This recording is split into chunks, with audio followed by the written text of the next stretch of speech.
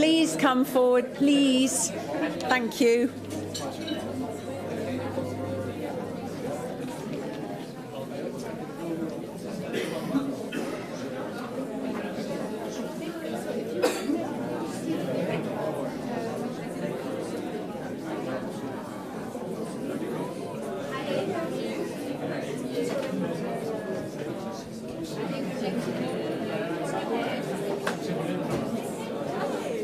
Ah, looks so tiny little.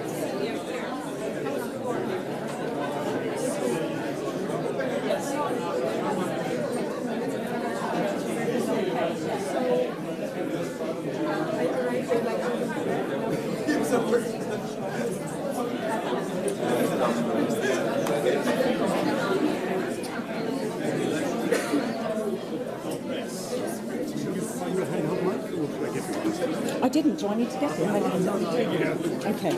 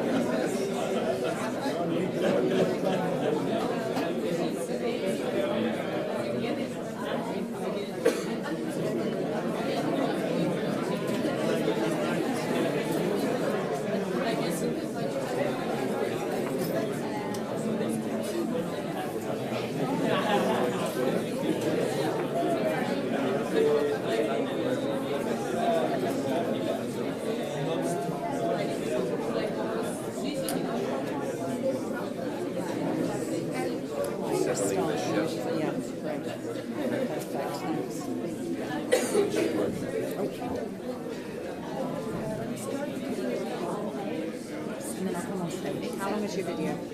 So I think it's only 2 minutes.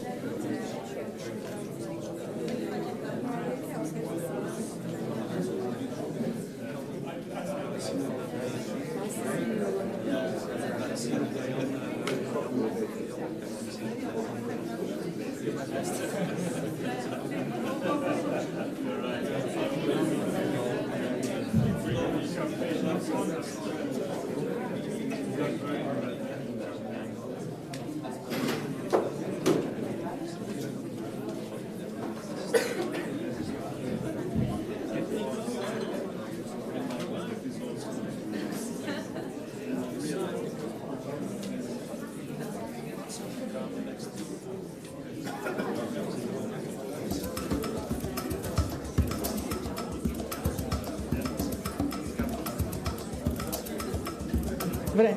Adieu. Directement pour le président, non. Falso. Nicht direkt, ne? Man muss, ja. On vote pour le Parlement, pas pour le président.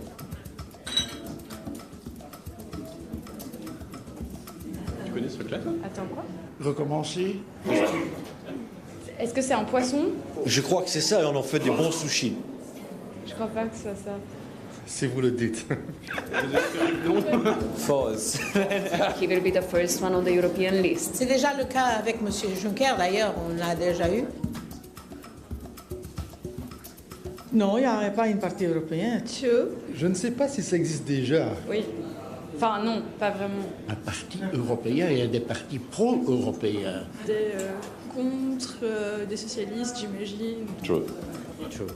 Si, ils existent, mais il nous faut des listes européennes. Moi, je suis pour. True. Je suppose que c'est vrai. Il n'y a pas. Je ne pense pas qu'on soit au niveau qu'il faudrait. I think so. Dovrebbe, non lo so, sì, spero di sì. Hélas, non. Attends, c'était quand les dernières? Ah, false. True. Moi je dirais vrai, vero. True. Mes parents sont hongrois, je suis de nationalité belge, je suis avec une néo-zélandaise et je me sens très attaché à l'Union européenne. Écoutez, à mon âge, on a vécu la période 39-45. Alors je vote pour l'Europe.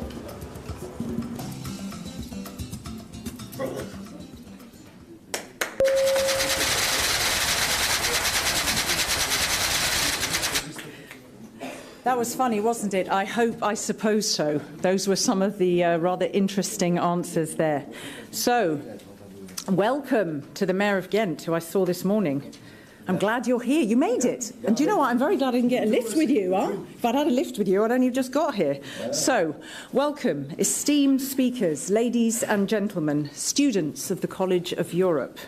Good afternoon to those of you here with me in Bruges, and of course those of you joining us online from the Nathalin campus and from elsewhere.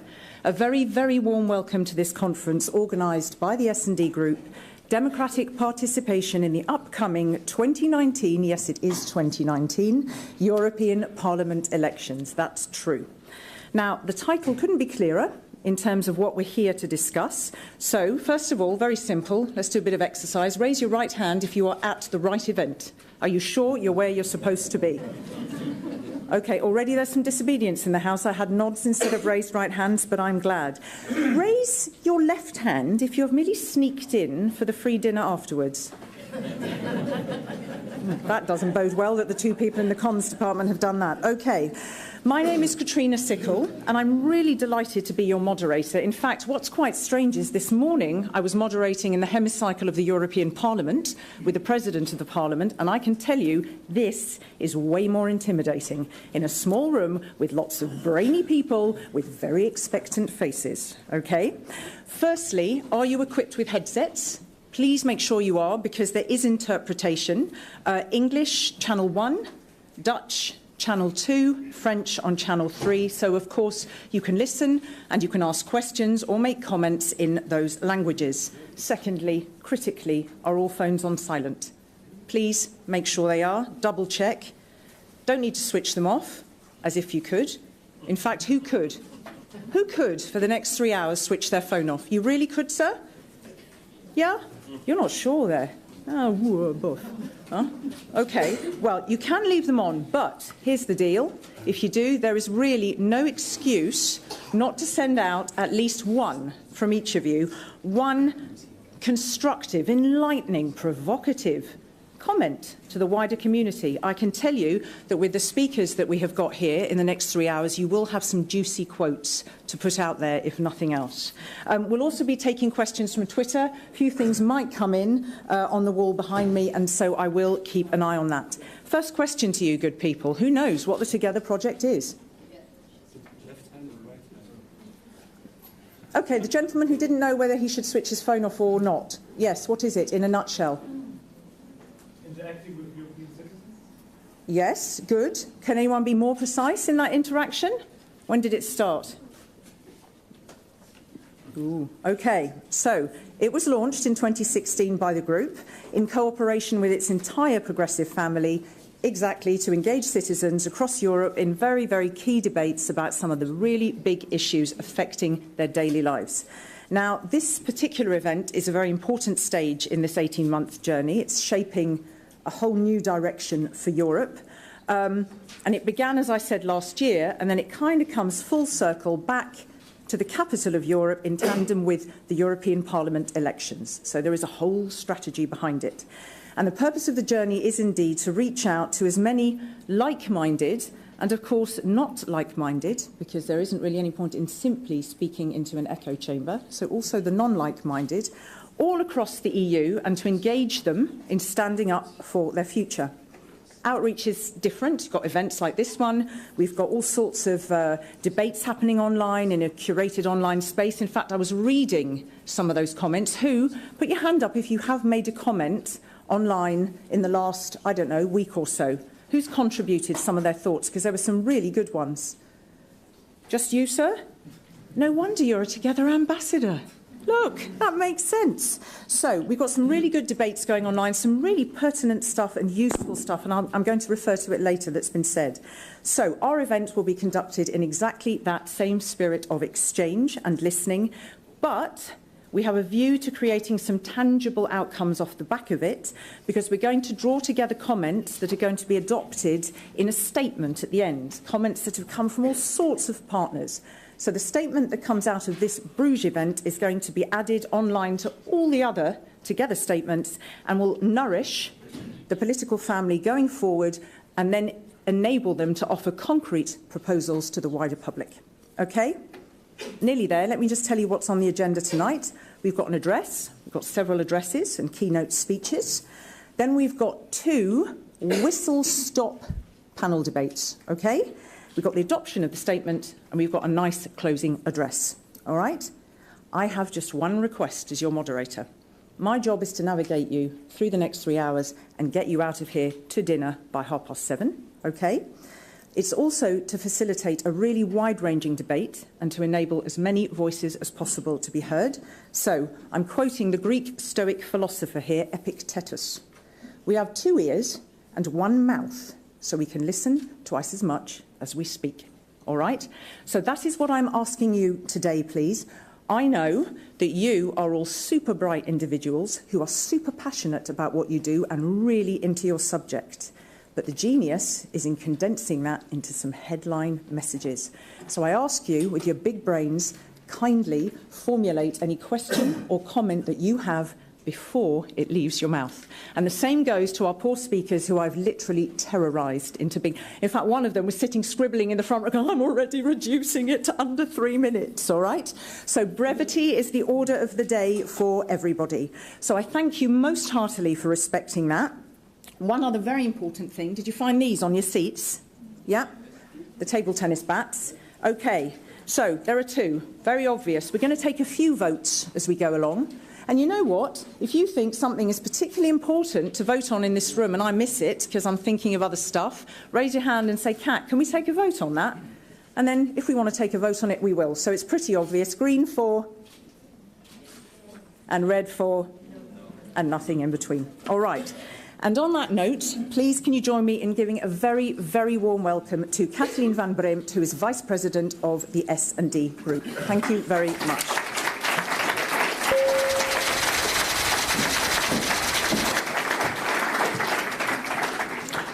Thank you so much, Katrina. It's always very difficult to make the introductions after you made all the introductions. But let me start by saying that I'm to welcome you here in Bruges, but I'm also extremely proud to welcome you here in this very important historical city of Bruges, and a very important European, how do you say that, sort of university where a lot of people start their first steps into the European projects.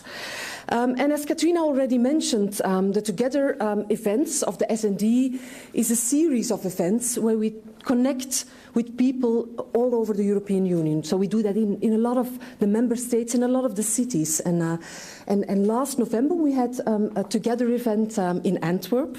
And Katrina mentioned the mayor of Ghent, being here in time, coming from Brussels.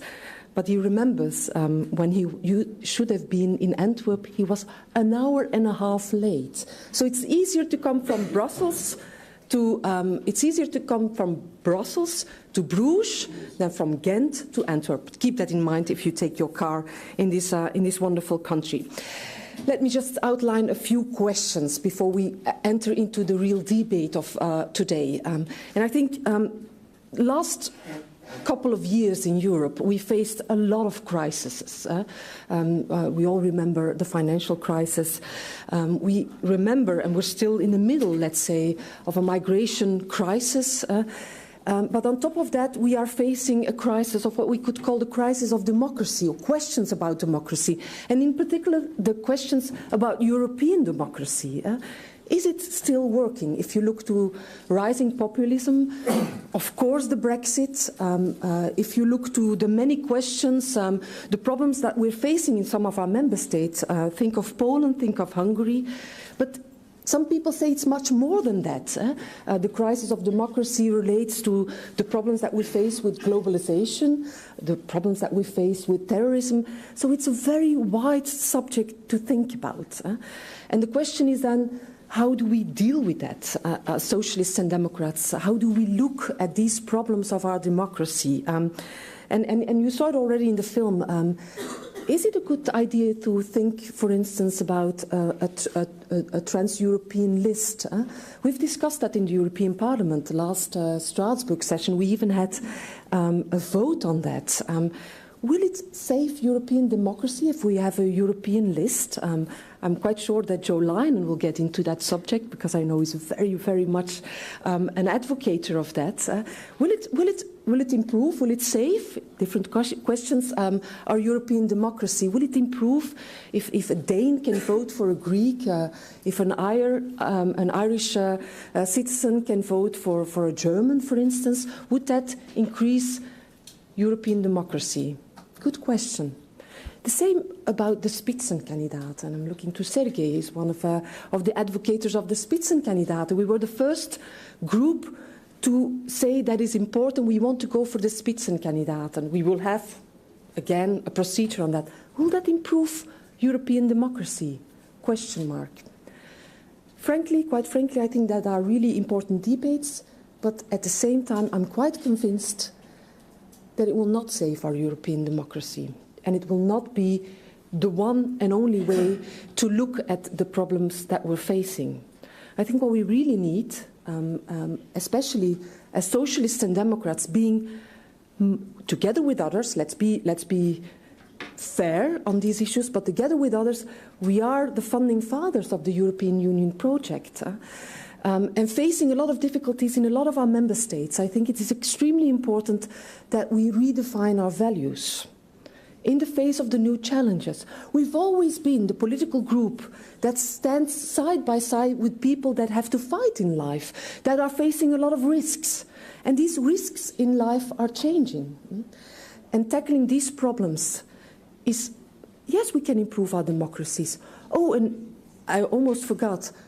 Yes, we need to change the way Europe works when it comes to working with the Council. Do you remember? Do you see how our heads of delegations, heads of states in our different member states act when it comes to European policies? I all invite you to look, the months to come, to look into the political debate in the member states when it comes to the multi-financial framework. Please look into that. How will our people, also in our own party, how will they act? Will they choose only for their own budget, their own money, and say Europe needs to solve your problems, but at the same time we are not prepared to make sure that the budgets are in place? Please, I invite you to look at that debate. So what I think is you absolutely need, and that is the discussion of today, you absolutely need methods, new ways of thinking to improve our democracies, to involve the public widespread in decision-making process. And that means that we also need to question our own functioning in where we work, in European Parliament, in Council, national level. How do we work and how do we actually make sure that we're transparent in what we do? I tackled a few of the issues that I think will come up in the afternoon today. And I'm all inviting you here today in Bruges at the European Institute to think with us. And I'm looking especially, and a lot of you are here, to the young people, to the students or the ones that are in a traineeship for the very first time. I'm quite convinced that the future of Europe and the future political leaders of Europe are maybe here in the room. And that is what the Together event is all about, to make sure that we can think, invent, and make sure that we make new solutions work together. And I'm very proud that I'm not the only one to welcome you here in this wonderful city of Bruges. I said it when we made the preparations. I've been at different levels. I've been European politician, but I've also been a national politician. And when you run for national political level, whether it's the federal or the Flemish, you know, Belgium is quite... Not strange, Joe. It's a complicated country, yeah. It's a complicated country. If you can make it in Belgium, you can make it everywhere. But that's not what I wanted to say. Then Bruges and the west of Flanders, as we say, is not my constituency. If I go for European election, it is, and the whole of Flanders is my constituency. But the real owner of this constituency is, of course, the mayor of Bruges, whom you will meet tonight. He will be really very energetic because he's starting his local campaign. And he said that if he would have one vote less than the former election, he would not be mayor. So we all need your help tonight to make sure that he can win. But I'm not going to introduce to you Renate Landert. I'm going to introduce to you John Crombie. He's the chair. He's my actual boss. Well, it depends on how you look at it. But at least when it comes to national politics, he's my boss. He's the chair of the Flemish Socialists, the SPA, and he's, as many of the chairs of our national parties, not facing an easy task ahead of us. All are facing elections. We have local elections in October. We will face European and other elections next year. As in many countries, we are really struggling, but we're also battling. And that is what John does. He's absolutely the chair that is all around, is preparing new socialism in Flanders, and it's his constituency here in Bruges. John, you have the floor.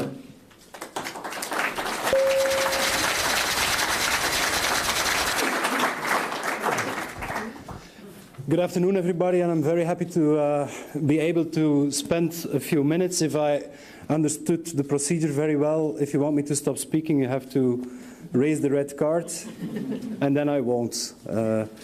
And very happy to have mayors of the cities present.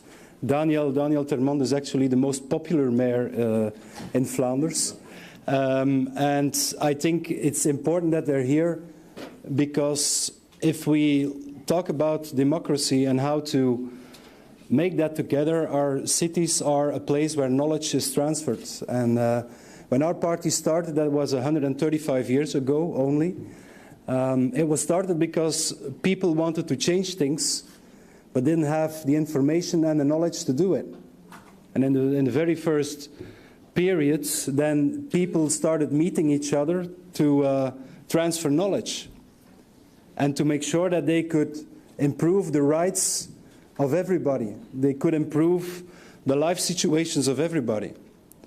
And then 135 years ago, most people didn't believe that they could. They didn't like politics because most of the people didn't have voting rights, and they didn't believe they could change something.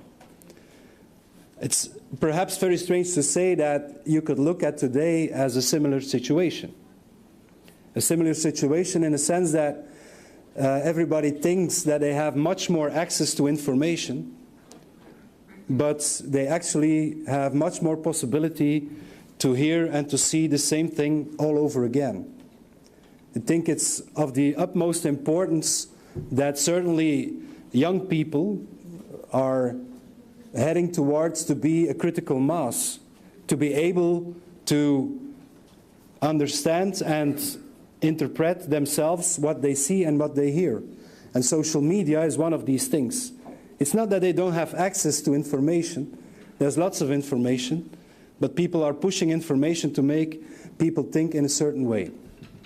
And I think that's important, and that happens in our cities more than everywhere else. We have been fighting for an open access to education for everybody, and today, remarkably enough, we still have to fight for that.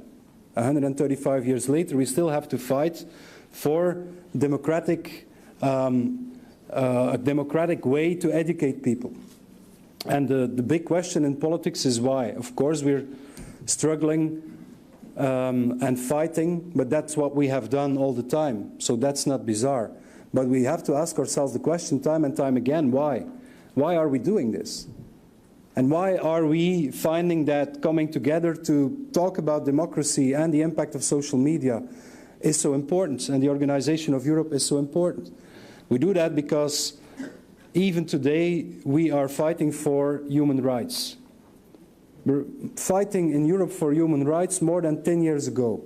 My personal opinion is that in the European Commission there should be a commissioner that does only that. Make sure that human rights are everywhere in Europe being kept as something that is very valuable.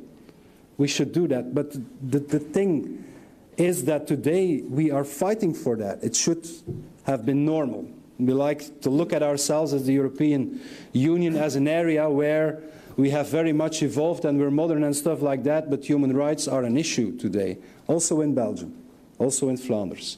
And the equality of men and women is an issue. So even after all these years, that's why, for the very essence of things, it's important that if we talk about the democratic organization, if we talk about the impact on social media, that's the reason why. Fighting for enough public investments to have good schools, to have public transport. You heard that we have difficulty of going from the one city to the other city in Belgium. That's true. The biggest problem is Antwerp, for several reasons. I saw that Sergei came by train. I very much applaud that. That's the way to do it. And you didn't have any problems, I suppose? Not from Brussels. But even that, I mean, even that, public transport.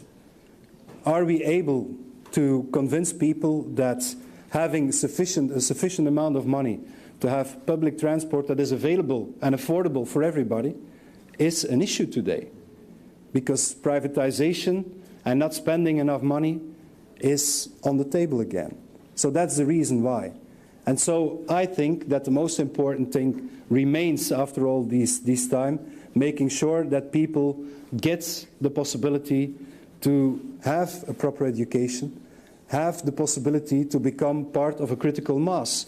It's not because you hear something 100 times that it's true. It's not because lots of people are pushing a certain message that is the way to do it. And already that is important. And I'm sure that the panels today will tackle that. We need to talk a lot about that. How to organize ourselves democratically to make sure that people believe that they can change things. That's the issue.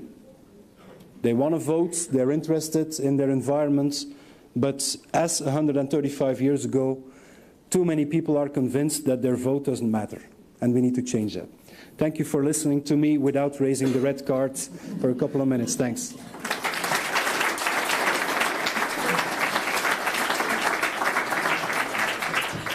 Thank you very much. And so, without further ado, because he has already been mentioned, could you please give a very warm welcome to the President of the Party of European Socialists and co-chair of the Global Progressive Forum, Sergei Stanishev. Welcome.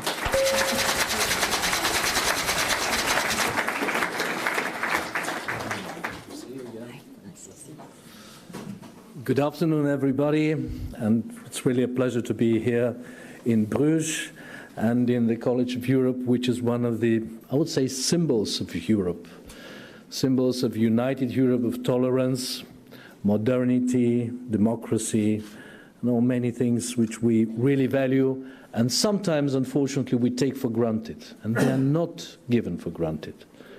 Each achievement of the European Union has been, hardly won. And we have to stand and defend the achievements and go further, in my view. But in order to be interactive, I will start with replying to Kathleen, who expressed some skepticism about the Spitzenkandidat. Well, question mark, of course. A question is always a doubt. And I have my doubts. But I would like to say, of course, there is no one silver bullet. Be it the transnational list or the Spitzenkandidat or any other individual measure which would improve European democracy to an extent that 90% of Europeans would go to vote to the European elections. We need a complex of political measures, institutional measures and debates, as we have today, in order to show people, our citizens, that actually it makes sense to go and vote in the European elections. Because what is the reality in the last 30, 40 years? From the first elections for the European Parliament in 1979 until 2009, we had a permanent decrease of the turnout of citizens. In 2009, we had, I think, less than 43% of participation, which is a big problem for European democracy. And of course the question is why? And how do people see European elections, and do they see any usefulness for them? So what do people compare? They compare, of course, to their experience in national elections. And in most democracies in Europe, we have parliamentary systems, where you elect a parliament, then the parliament elects the executive, the government, which is accountable to the parliament. This is not the case with European democracy, because actually European elections are limited in a way to electing members of the European Parliament who don't have the same extent of control, and selecting the European government, i.e. the European Commission, and controlling it in the same way as national parliaments do. And what the European elections are usually about? They're about two national issues, which means, do you like the government or you hate it? And you vote in favor of the government or you want to punish it. And really also there is another element in these European elections which is a problem from the point of view of European democracy. The perception of average European is that over there in Europe and Brussels, they're all the same. People, and we saw in the documentary, short documentary, they don't even know, most of them, that there are European political parties, that there are differences between the views about the future of Europe. The perception is that everything is decided behind the curtains as some kind of a compromise in political deals, and there is no real democracy and accountability at a European level.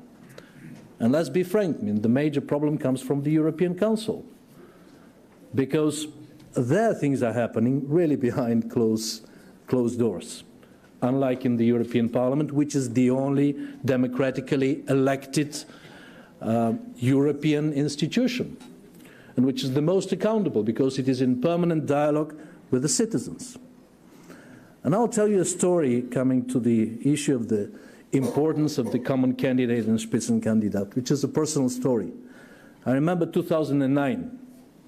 At that time, Poul Nyrup Rasmussen, a former Danish premier, was the leader of our political family, and I was the Prime Minister of my country. He came to me and said, would you support me to have this time a candidate for the President of the European Commission from the Socialist family? And I had to reply, how can I do it, Paul? Since already the most influential Prime Ministers from our family, from the UK, Gordon Brown, from Spain, Zapatero, from Portugal, supported the current President of the Commission, Barroso, who was coming from the centre-right, from the EPP. And I felt ashamed that our socialist political family was not able to make a competition, to say we have a candidate who has a different vision about Europe at the midst of this, financial crisis, which then became economic, social, and made so much damage to the image of Europe and to the perspective that Europe is creating something good for the citizens. And I think this all started with this situation. And back in 2009, it was our political family, the Socialists, who decided first from the political families that this time, for 2014, we shall have a socialist leading candidate who will be our candidate for the President of the European Commission. And it took some time, quite time actually, to prepare this process. And in 2014, we had the first political family in Europe to have our own Spitzenkandidat, Martin Schulz. And I can tell you, because I was part of his campaign, actually the party was backing his European campaign and European travel among all countries practically, that it mattered. We managed to organize meetings of our candidate practically in every country with all sorts of people, citizens, students, workers, small, medium-sized businesses, academia. He was all around. And I claim that this played a role for our outcome. Yes, we didn't win the elections, but we kept at that time the percentage and the number of our seats, 25% as it was in 2009, while at that time EPP lost 50 MEPs in their numbers. I also believe that the fact that following the socialist family, the other families, the EPP, the Greens, the Liberals, had their own Spitzenkandidat, played a role that for the first time since 1979 there was no further decrease in the participation in European elections. Because some people saw a chance that they can influence the process of selecting the President of the Commission. Although, I must say, it was not for granted, because it was, an experiment, a historical experiment, and many people, including in the Council, were saying, okay, this is a political game of the political parties. They will have their candidates, but in the end, it will be the European Council, which again will decide on the basis of power deal between the prime ministers and heads of state. Well, it didn't happen. And I think this was important because it was our family again who said immediately after the elections, although we are second, we insist this rule to be implemented by the Council. And we said it as a family very clearly, not only the group, the S&D group, not only the party, but our heads of state and government declared it before the Council was discussing this issue. And the opposition, which was coming from David Cameron, from Merkel to a high extent, in the Council couldn't resist it in the end. So I think this was something positive. And this is why I believe it is important to keep this system and to further develop it. Because in 2014, as I already mentioned, many people were skeptical that it would work at all.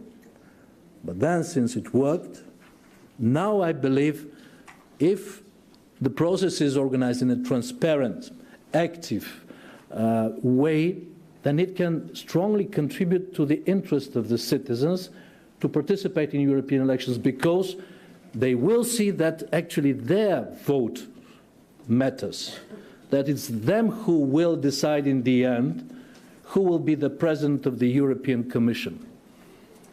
And I think that is a very strong incentive. By the way, it's a very timely debate which we are organizing here today, because tomorrow there will be a Council of the European Union which will be discussing exactly these issues, and it's important to give a message also to the prime ministers, including our prime ministers, but also from the other political families. And I think that it is also important, and this is the position of our political family, to make steps further forward, because what has been done was not enough. We need to mobilize more people and to give ownership of the citizens, and including the progressive people, left-thinking people within our family in the process of selecting our candidate. Because, again, going back to 2014, in reality there were not too many people willing to participate in this exercise because it was not secure. Many people didn't believe that it will actually work. Now the interest, I believe, will be higher. And here we as progressives have to lead again, as we did in 2009 and 2014. And this is why I'm very happy that for this year, in December 2017, our Council in Lisbon had a very clear roadmap of the PES for the common candidate procedure. I will just mention just a few things of this. First, and this is important to remember, also for our political family, we are aiming to build a coalition of progressive and pro-European forces in the newly elected Parliament that would vote for the PS common candidate to be the next European Commission President. I think this also gives a clear indication that a parliamentary practice from national states should be introduced at the European level.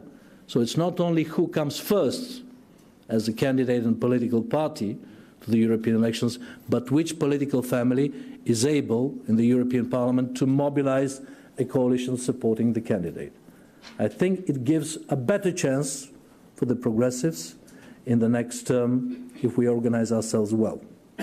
Second, to elect a working group which will actually make this process.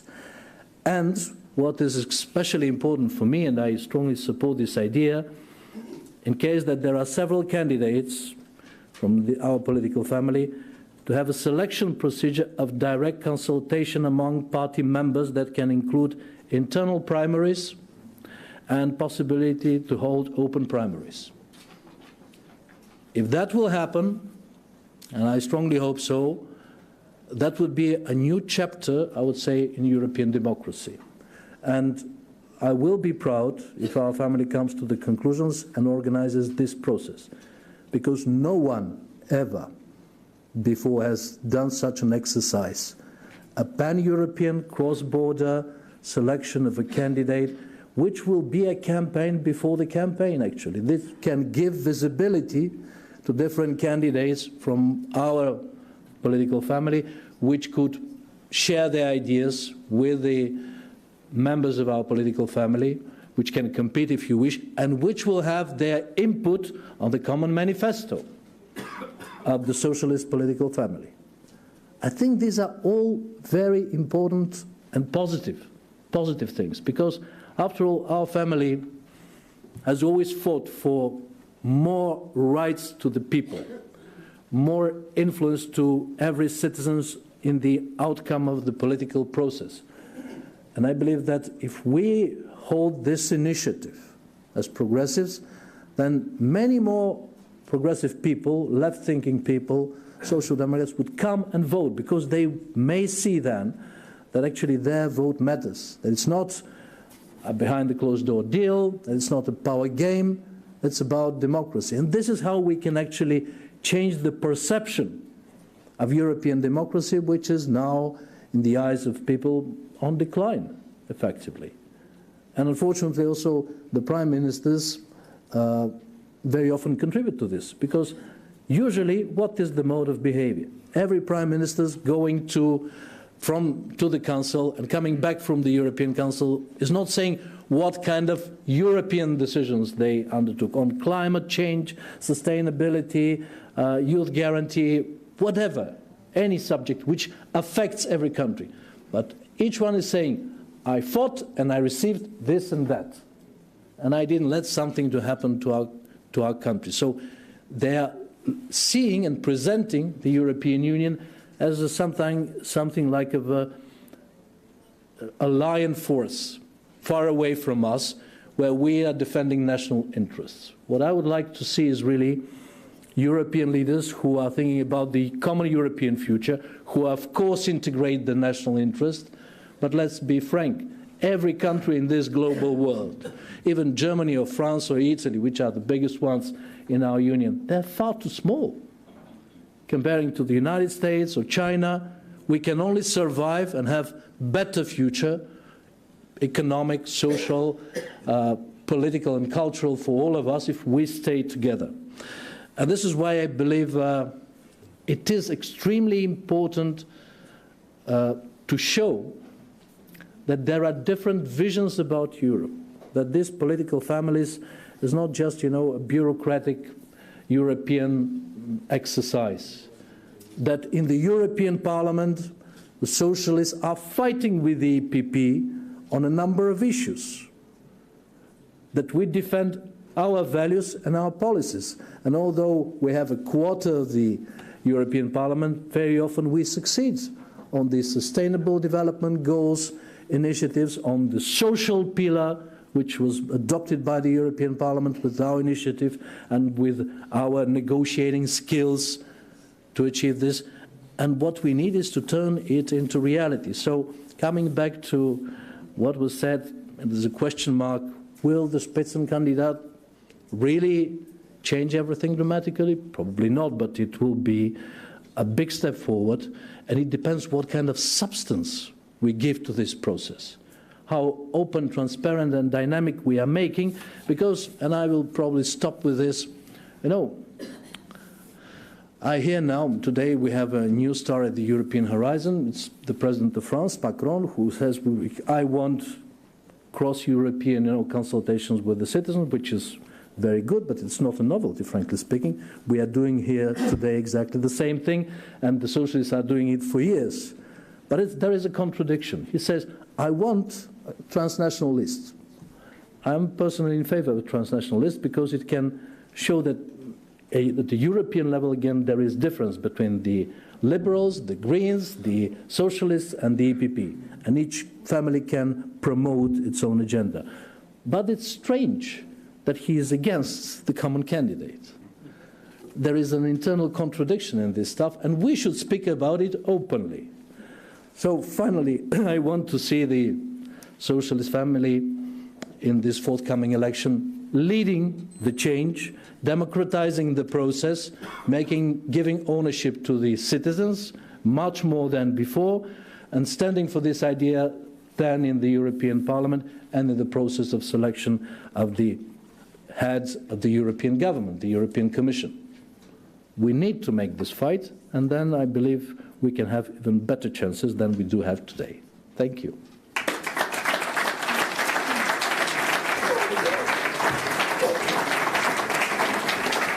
Thank you very much. Thank you to the three of you for your eloquence and setting the scene so broadly. And also thank you for going into detail there about the Spitzenkandidat. And this is a feature of our debate. It's not the sole feature of our debate. And in fact, I pick out both the explanation there and the value that Sergei sees in it. The question, perhaps not a doubt, but I think what Kathleen raises, is that all there is? And I think you make a very good point there, and that's also the purpose of us coming here together to specify.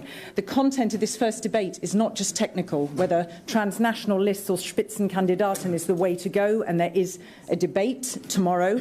It's bigger than that. It's also what is that democratic process and how do we reach people, and what is Europe for? Now, as somebody who ran campaigns for 10 years for the European Commission in all sorts of topics and policy areas, and who knows how to reduce all of that policy to what does it mean to you in your daily life, that's also the big challenge. If you want to get people out to vote, they've got to know what they're voting for, and they have to know what the added value of Europe is. And that's absolutely critical. And I think that's also where, as Sergei said, member states aren't helping enough. And that's the challenge. They go back, they negotiate, and they say, look what I kept for us. And of course, the rhetoric is wrong from the start. Interestingly, one more thing I'd like to just pull out for the second debate on social media, if I may. I saw a question coming through here on Twitter. What's in it for the older people of Europe? And it's an interesting one to think about, particularly when we think about reaching out through social media and who we are reaching out to. And if we think of that very salutary lesson of the referendum in the UK and the people who voted against, well, the older generation, we also need to speak to them. So that's very, very, very key. All right, so we're coming to the first debate, improving the democratic process in the EP elections. We've got 4 panellists. It's very exciting. First, may I please invite to join me, it doesn't matter where you sit, Margaritas Schinas, who is Chief Spokesperson of the European Commission. Thank you very much. A warm welcome. Daniel Termont, who is the Mayor of Ghent, please, welcome to you. Adriana Cerretelli, very, very well-known journalist, and, of course, Joe Leinen, MEP and co-author of the report on the European electoral law. So, welcome, ladies and gentlemen. Just out of interest, because I want to use these, and before these good people sit, and because you gave such an eloquent speech on the Spitzenkandidaten 2014 and moving forwards, as they sit, should we take a little vote at the outset on that, where we stand on that? Okay? So even though we know there is support for it, let's take a vote in the room anyway. Who is thinking, yes, I feel very positive about it, and it's also a sort of a starting point for something broader, as you said, we can evolve. Who's feeling very, very positive?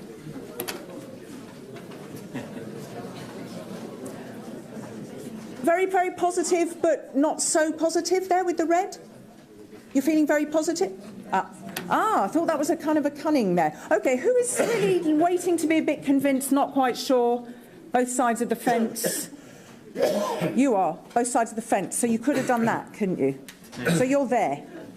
OK, all right. So we'll have a think afterwards. So, ladies and gentlemen, kindly set a good example for the assembled company by delivering your opening statements in 3 minutes. I've got this to wave if you need to shut down.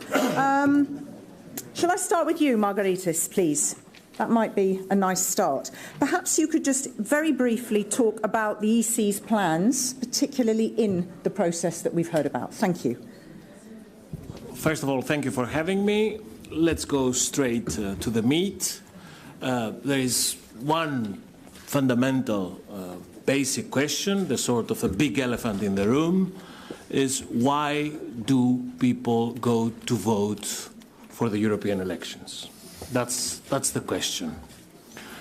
The obvious answer is to elect their MEPs, their representatives to the European Parliament.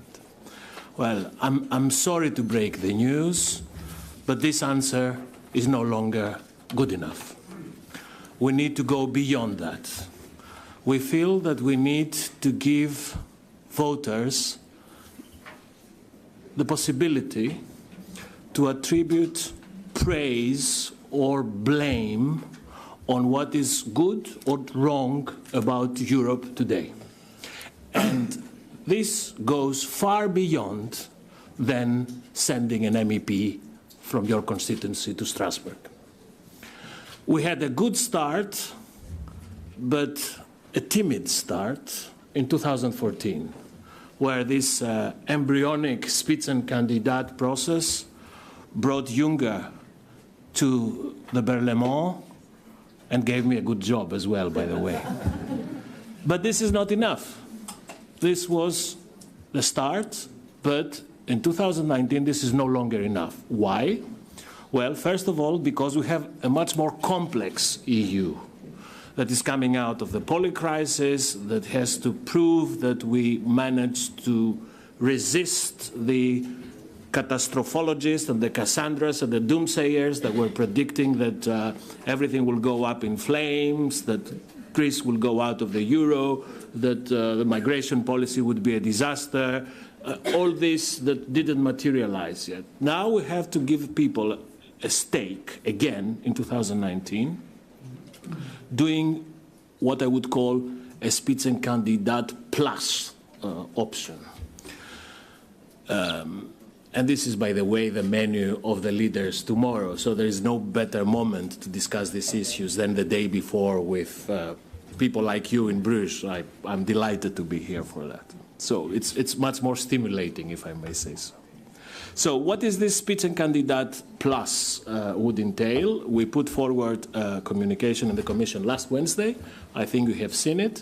There we say that we need to maintain the Spitzenkandidat process, but at the same time, this time, we have to make clear that, and this is probably a way to overcome the doubters of the system, that there is no automaticity embedded in the Spitzenkandidat system. Let me put it differently. Last time that Jean-Claude Juncker was a candidate in Luxembourg, he won the election.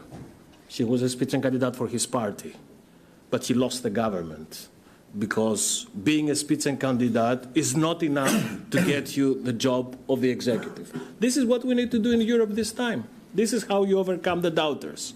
You build in a Spitzenkandidat process that applies. You put forward in a democratic way as political families your guy or your girl for the top job, and then you invest him with a double legitimacy from the European Parliament and from the European Council. So there is a way to combine Spitzenkandidat without leading into automaticity that scares some of the leaders that will be discussing this issue tomorrow. I need to ask you to... thank you. Stop here. You are a star. OK. So no automacy. There's a double legitimacy, so it needs to be a Spitzenkandidaten plus. OK. Park those thoughts for a moment.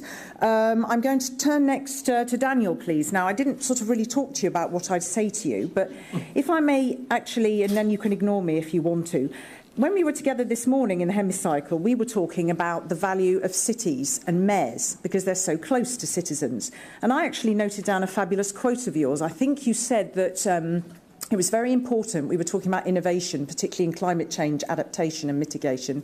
And you were saying, you know, we need to get all of those sort of complex, innovative technologies at household level conversation. So in all of this, in this democratic process, in making citizens feel there's a point to voting, what can cities do who are closer? I'm going to try to explain it to you in 3 minutes. And I cannot ignore you, of course, definitely not. First of all, I want to say that I'm very glad to discuss here not only about the future of Europe, but with the future of Europe. A lot of youngsters, and that's very good. I think that we must do more than this. But I came on this point, I came back on this point. First of all, I want to say that I think that a lot of responsible people in Europe, and politicals and administration, are thinking too much about structures, thinking too much about positions, are thinking too much about what has been Europe, and we have to go further as Europe as it is today. I'm so convinced that if we want to win the hearts of the people in Europe, we have to rethink Europe. We have to take another way of doing policy in Europe. I am also convinced that Europe can learn a lot from the cities. Some of you will know that I'm also the president of Eurocities. That's an organization of about the 140 biggest cities in Europe. We represent about 140 million people in Europe. We are, and I think it was this morning the Commissioner Mudas who said, you are, as mayors, and the cities, those ones who are daily, have to look daily in the eyes of the people. a lot of political responsibles, and on the federal government and in Europe doesn't look anymore every day in the eyes of the people. And I think that's a little bit what they are losing now. They are losing the contact with the people in the street. I played so much that the Europeans will go back in the street, European responsible people go back in the street. You know, democracy is much more than a debate and words. The people expect something from Europe. That has been said here. If someone is asking what's in for me for Europe, we have to take this question very seriously. Don't laugh with this question. Don't say, "Oh, it's nothing. It's a conservative. It's a populist." It's so. No. Everybody is asking what's in for me in Europe. Why should I go voting in Europe? Here we are obliged to go voting here in Belgium, so that's no problem. Well, we are obliged. We don't have to fight to convince them to go vote. They are obliged here to go. That's a very good system. So we can work then on the program and on the candidates that we have. So if it was spitzenkandidaten or not, but we have candidates. But the only thing I want to say is Europe can learn a lot from the cities because you have to work together with the citizens.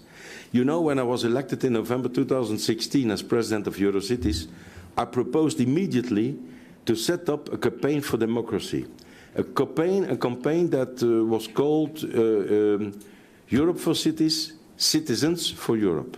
What I want to do is having the 140 big cities in Europe, that they all organize something like this around Europe, and that they ask the opinion of the people, and that we bring all these ideas together, and we have in Edinburgh, I'm going to say Edinburgh, it's symbolic of course that we are going to Edinburgh this year for our assembly, General Assembly, and I hope that we can get there in November all the ideas together so that we are prepared also for the elections of 19. And as a matter of fact, one of the things that we're going to do in Ghent, for instance, is we're going to ask to every Ghentian, give us your ideas about the future of Europe. And this one, the lady or the man who has given the best idea, will be our Ghent president for Europe. And that will be, that's a big campaign where we try to involve every Ghentian. And if every city is doing something like this, you can even everybody going to think, should I take part to that competition or not? That's already something that he thinks about Europe. And we're going to try to do it. We have a lot of examples. My 3 minutes. Way over, but don't worry. I'm giving some largeur because you are so interesting and because this lady needs more time, and then it's balanced. But thank you very much. What do you want to drink? Well, but I. Is there champagne here instead of water? But I will stop you there just because that's very interesting and a high note on what you're going to do. And I think sort of people's faces lit up there with the idea. Oh, anyone can become so. It's a bit like the gentleman this morning, the Finn, the mayor, saying they had in preschool, there was the possibility for people in preschool to become mayor for the day. And I just thought that was absolutely fabulous. And I wish I'd had that. So that's interesting. And you're absolutely right. It's more than debate and words. Not what's in it for me, as in what's in it for me or I won't vote, but really what is that fabulousness of the EU added dimension. So thank you very much to both of you. I now turn to my lady on the panel. I'm giving you 4 minutes because they took more time. So now you can expand back out. You've gone like this, and now you can go like this. So, Adriana Cerretelli, the floor is yours. Thank you. Thank you to all. My voice, I don't think, will be the same of the others. I think that at the moment, the European democracy is more than necessary, but at the moment, it does not exist at all. And if we take the election of the European Parliament, they have already said this, they are the product of 27 national elections with 27 national debate, problems, ambition, and so on. The problem is how to get out of this situation. And this is not easy. One possibility is the Spitzenkandidaten. It's a beginning. But I think that the President of the Commission was very pragmatic, as usual, when he proposed the Spitzenkandidaten Plus, because he perfectly knows that the government would be against the system unless you had a double legitimacy of the President of the Commission, and this is a very good idea. But I think that one of the problems is the Parliament. I was in Strasbourg at the last session, and I think that the Parliament took very negative decision when they voted against the transnational list and in favor of the Spitzenkandidaten, in the sense that this is a democratic contradiction that I don't think is a good message to send to people from a parliament that pretended to be European, but in fact it is not really European. So this is one thing. The second one is we don't have transnational list. We hope to have them in the following election in 2024. In the meantime, we have Macron insisting on this idea of consulting people, citizens, just to ask them what they do want. And this is very positive in my way. It is what we are doing in some way. But the problem is still, how are we doing this consultation? Apparently, we are doing them in a national way, because today we have only this national dimension in Europe. And this is a paradox, because in Europe we have the euro, the internal market, Schengen, Erasmus, a lot of things, very peace, a lot of positive things. But at the same time, the paradox is that even if all this can justify the existence of a European democracy, in fact, this democracy does not exist. Why? In my view, because we don't have, not yet, a European culture, a European narrative of the events. Even if we think of very recent problem as the financial crisis, the Greek crisis, if you talk to people, a German has a narrative, an Italian has another one, the Greek or the Dutch. Each narrative is national. And so you don't have a culture, you don't have an identity, because yes, we are European, but before we are Italian, Greek, German, and so on. We don't have really a great mutual trust. After the crisis, we lost a lot of confidence in each other. Adriana, may I ask you to roll up? No, yes, you're okay. okay. No, So, yeah, go on. So the problem is, what are we doing? I think that in some way the debate that we are doing is premature, but this is a beginning, and this is very important, just to hope to be able to change in the future our Europe that we need. Thank you. Thank you very much. Thank you. I think you make some very, very valid and interesting points there, and this issue about we don't have a European culture or narrative. That'll be interesting. Maybe we can, let's take a quick vote on that, and maybe again it's a bit obvious considering the majority of you are studying here, but let's just have a thought. Who feels both European and their own nationality on a level? And who feels national, their own nationality first, and then European? So for whom is it, I'm a European and I'm a Brit, I'm a European and I'm French? Where is it a level playing field? Where is it both for you? Okay, the Reds are hilarious. And where is it actually? It's, I'm Swedish first and then I'm European. Okay, I'm mixing up the colours. I'm not being very clear. Okay, interesting. What nationality are you? You're Belgian, and you feel Belgian first. I think it's more Russian because you have the choice and there's not choices. Now we Yeah, no, Martin, but every time we go to debates, everyone sits down in front, near the people, and I think it's We'll try. We're just doing some opening statements, and I'm being pretty good with my stopwatch, and I promise I'll do my best. To work from to down. Yes, or just make the integration better. I mean, I would hazard a guess if we didn't have any top, but we must debate. You can't put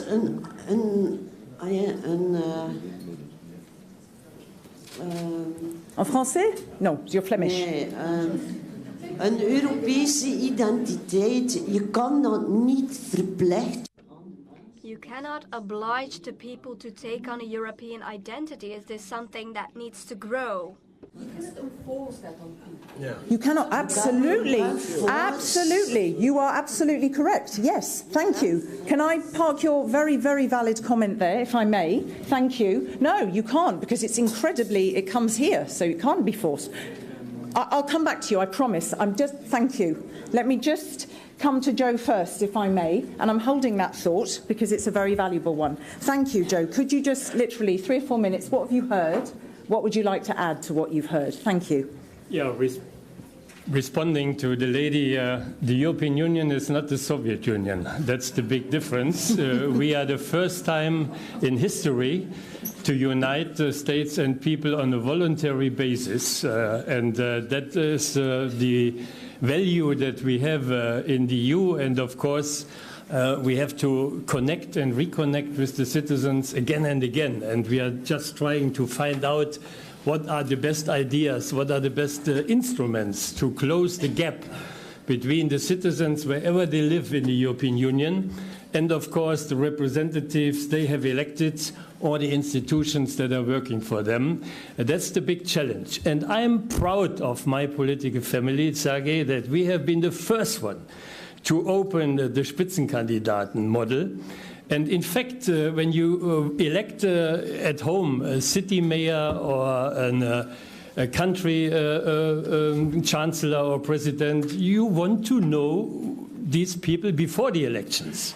You don't want to know them after the elections. And it is so normal that on the European level we have to know the personalities and their ideas before the European elections and not afterwards. And the Parliament made it quite clear we are not going to elect anybody in 2019 who has not made campaign in the European elections. That's pretty clear by a very large majority, and I would not advise the European Council tomorrow to go into a power game with the European Parliament on this question. They have lost in 2014, they will lose again in 2019. Second, I'm really proud, Sergei, what you opened today, that we make the next step. And I hope we could have more than one candidate, because democracy lives from competition as well. And I hope that we have a good personalities that dare to be candidates, and that then really democracy would play. Going around with our candidates in the 27 member states and ask our members, and if we dare so, maybe in a later stage, our voters, what personality they want to have as the chef of the European government, the European executive. That is the next step. And of course, the European lists are the missing links between the European political parties that we have and the Spitzenkandidat we have, because the Spitzenkandidat cannot be voted by the citizens in all member states, so there is a logic that is lacking. And it is a shame for the Conservatives in the European Parliament to vote against, when 20 years ago they voted in favor. And behind closed doors, high-ranking Conservatives told me why they voted against. They are afraid of Emmanuel Macron. They are afraid that there is Europe en Marche, a European list by Macron, and that he goes essentially in their voter clientele. And such a short-sighted tactical move is just a shame for my colleagues in the Parliament, because the European list is a strategic point to create a transnational political debate, to have an European public space. And Kathleen, I would say it is even an attraction to the citizens if they get a list where they see a Greek, where they see an Irish, where they see a Polish, and they would ask questions. They say, aha, I vote for Europe. And at the end, of course, they would vote for the political parties because potentially they are not knowing all of the candidates, as unfortunately they are not all knowing their national candidates, I must say, because our constituencies are so big. So I think, Sergei, all of us in our political family, and that's my last word, Socialists and Social Democrats, in their history, 135 years party here, 156 years in my country, they knew from the very beginning that social progress goes together with democratic progress. And we always have been for democracy because we knew involving the citizens at the end, you raise the standards, you don't lower them. And therefore, the trade unions, they are so much with us to look for more European democracy. And then I hope with an attractive program, we can win the citizens next year. And I would say we have to have attractive slogans. Europe without poverty, yeah? Pollution-free Europe, and so on. Some slogans that are really high-ranking and get catchwords, not losing ourselves in details, and then I think we can come out even stronger. That's my pretty wish. Thank you. Thank you very much. Okay, so I think we've had some very clear points there. You talked about, for you, the Spitzenkandidaten in these transnational lists very much go hand in hand. You made the comment, democracy lives from competition. That's a nice quote. We don't have a European culture, you say. We don't have a European narrative. We need the double legitimacy there in the Spitzenkandidaten. We need the Council, we need the European Parliament, and then don't forget the value of the cities and how close they are to the citizen. So those are the top lines. The lady called for interventions from the floor.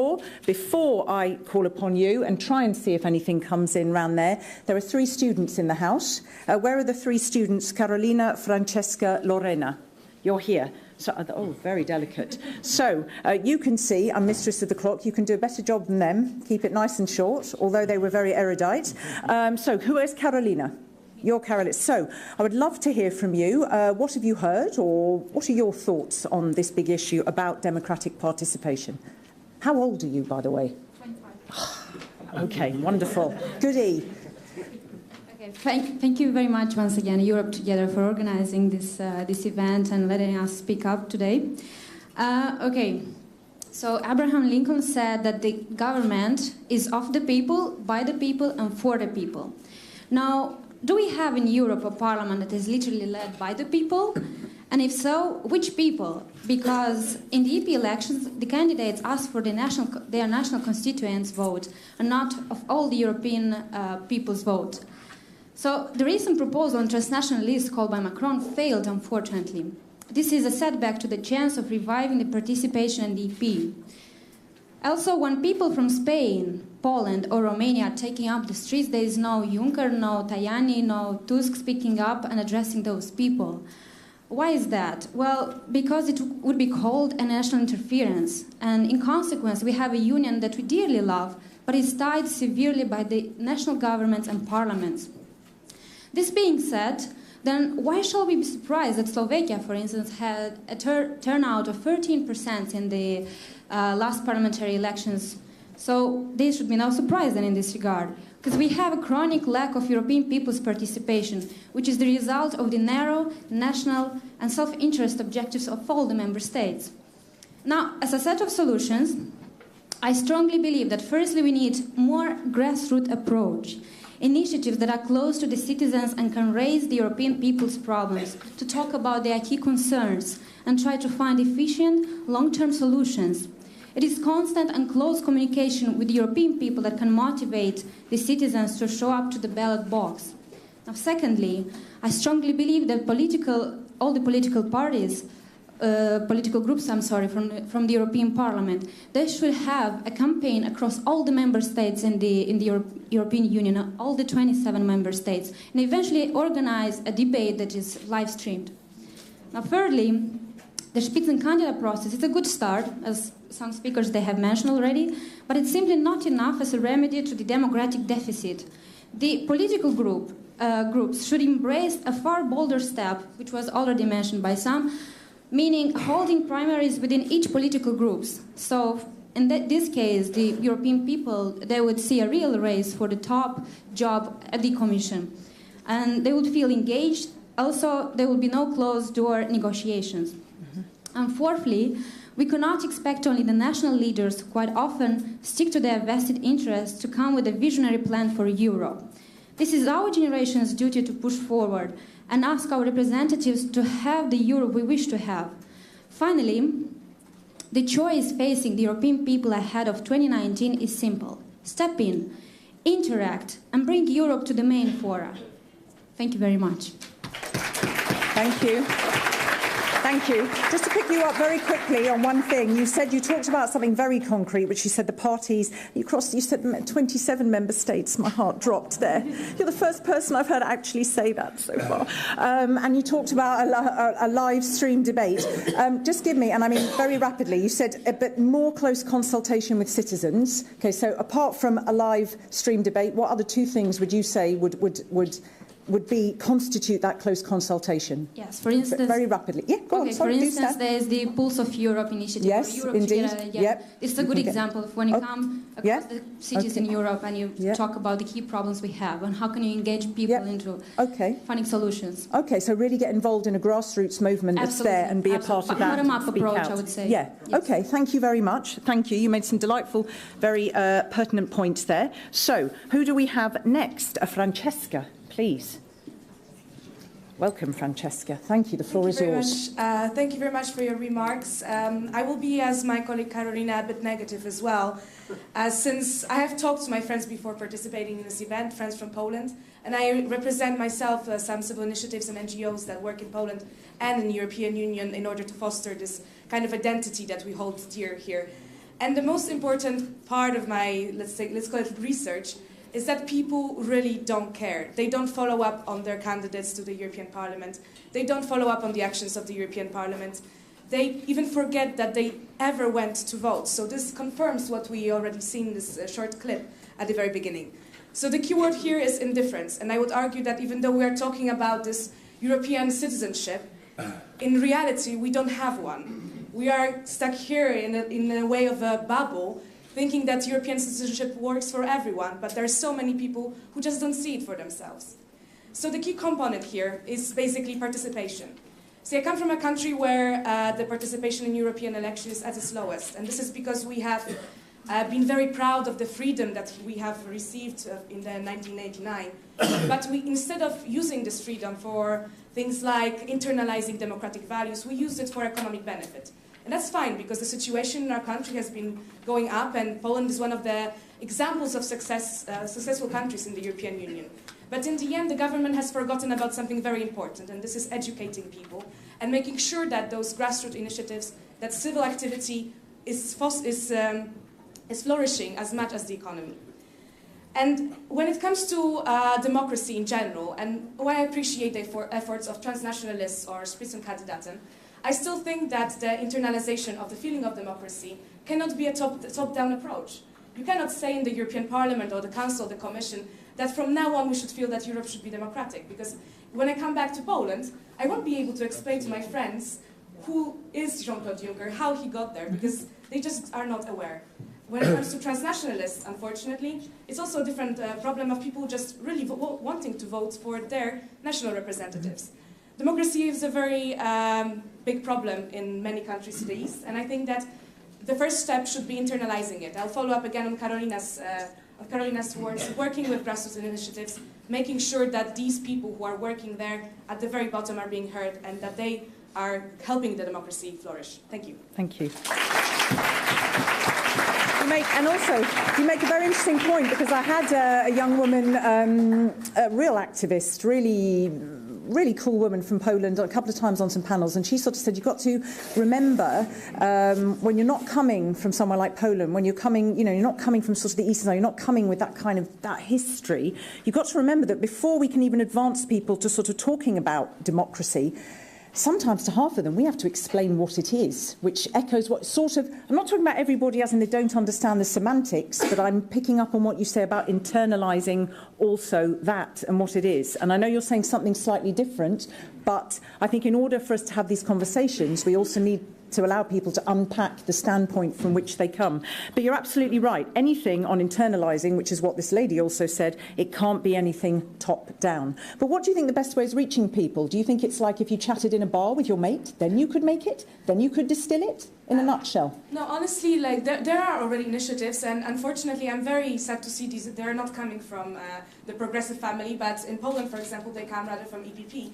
Okay. MEPs meeting with grassroots initiatives and trying to use their political capital, their political know-how to engage those grassroots initiatives in order for them to make their way either into politics or into education. Or into education, yes. This is something that I would really like to see more from like the entire side of the spectrum, rather than just coming from the biggest groups in the European Parliament or the Commission. All right.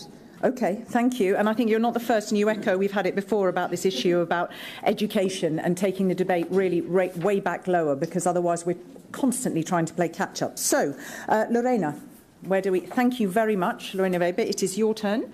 The floor is yours. You are in the spotlight. Thank you very much.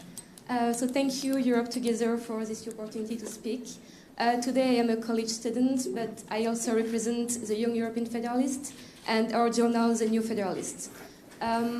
Concerning the need to improve the democratic process, I would like to focus my speech on the European political parties because, and as you saw in the video in the introduction, I am concerned with the lack of visibility of the European political parties. The MEPs are elected to the direct universal suffrage, and the European parties are meant to be essential actors of European democracy. And they should contribute to bring the EU closer to its citizens by directly representing their votes and their will. However, as you saw in the introductory video again, these European political parties are misread or unknown by the European citizens, as well as their link with national parties. And from my perspective, this causes a real problem for the democratic process in the elections, because as citizens are often not aware of the impact that has their vote on the size of a European political party, well, they are also not aware that their vote determine policies that will affect their daily lives. So in 2015, the European Parliament adopted a resolution addressing these issues, following the report on the electoral law written by one of our speakers, MEP Jo Leinen. And one key proposal of this report is the enhancement of these European political parties. And for example, the report proposes that ballot papers used in the European elections should give equal visibility to the European parties and to the national parties. And I know this may sound really anecdotal, but it is actually not, because currently the citizens are not aware of the affiliation to a national party, to a European party. And to go further, in some member states, it is even prohibited to mention in a ballot paper the affiliation of the national party to the European party.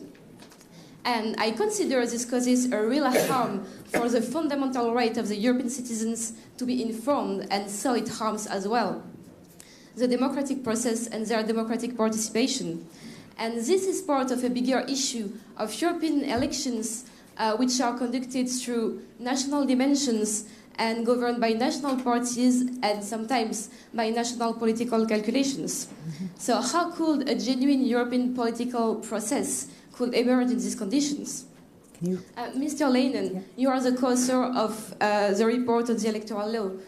For such reform to be adopted, unanimity is required at the Council, and currently this institution appears as a blocking institution. So I would like to ask you, what is the current state of play, and do you think that a reform should be effective for the 2015 and 19 European elections? Okay. Thank you. Thank you very much. Okay, so thank you. Before I hear from them, very, very cogently, please, would you like to come back on that question, please, Jo? Ask more. No, it's okay. I'm just like, I will ask more because you're going to be, I'd just like you to answer her question. Yeah, tomorrow is the decisive day for your question, whether the European Council gives green light to reform the European elections.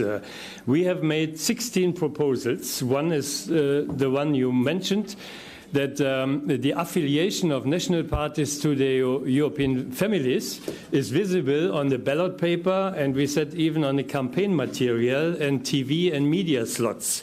And I think people would get used to then ask questions. My party belongs to this and this European political family. That would be a start. And to the previous, let's say, contributions, I think there is very much a chicken and egg problematic.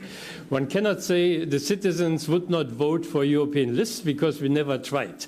And my position is just the opposite. Let's try, and then you get a curiosity, you get an attractivity. They will be curious what it is. And the same is with the Spitzenkandidaten. I think that makes is career and its way. So let's not say the people are not interested when we never tried to ask them whether they like it or not. Okay. All right. Thank you very much. So I'm not going to turn back to the panel for now. We've got about 15 minutes. This side of the room has been a bit vocal. What about this side of the room? Anybody got a very concise question or comment? If there are questions, I can gather 2 or 3 for the panel. Anything on what you've heard? Yes, the gentleman here. So we'll hear from you, and then we'll hear from the lady here. So keep it nice and short, please. If you can get a mic to this with a very nice tie, go on. And please do say your name and where you're from. Hi, my name is Ovidiu Anrațiu. I'm a student here at the College of Europe. I'm originally from Romania. I have a short comment, actually, following my fellow students.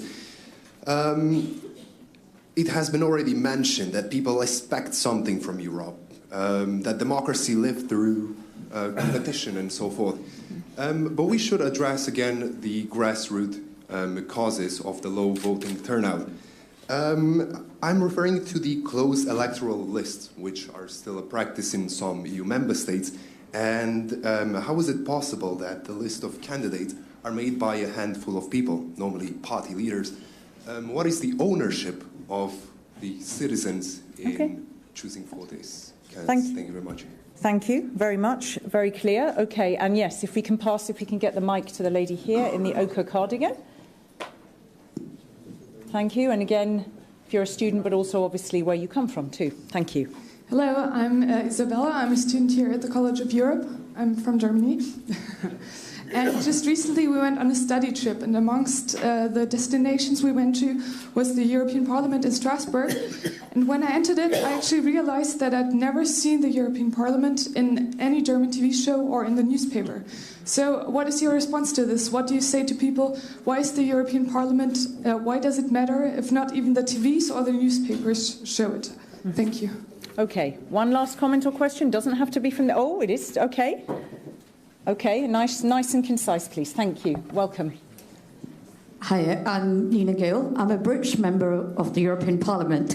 And I just wanted to comment, really, that one of the challenges we face, I mean, you know, coming from a country that's leaving the European Union, is that really people take the EU for granted, right? And many of the things that the European Union does offer for granted. And it's so evident in my country now that the interest in the European Union is at its highest. And many people just didn't appreciate what they were going to lose. And I think the challenge that we face is, I suppose, the responsibility we all have to take is we're not really getting out there engaging people, the general public. We tend to speak in places like this where there's already a lot of engagement and a lot of interest in the European Union, and we need to figure this out. And what I liked about what's been said is that if we have Spitzenkandidat and we have transnational list, the lesson would be that you have to have what Sergei was talking about,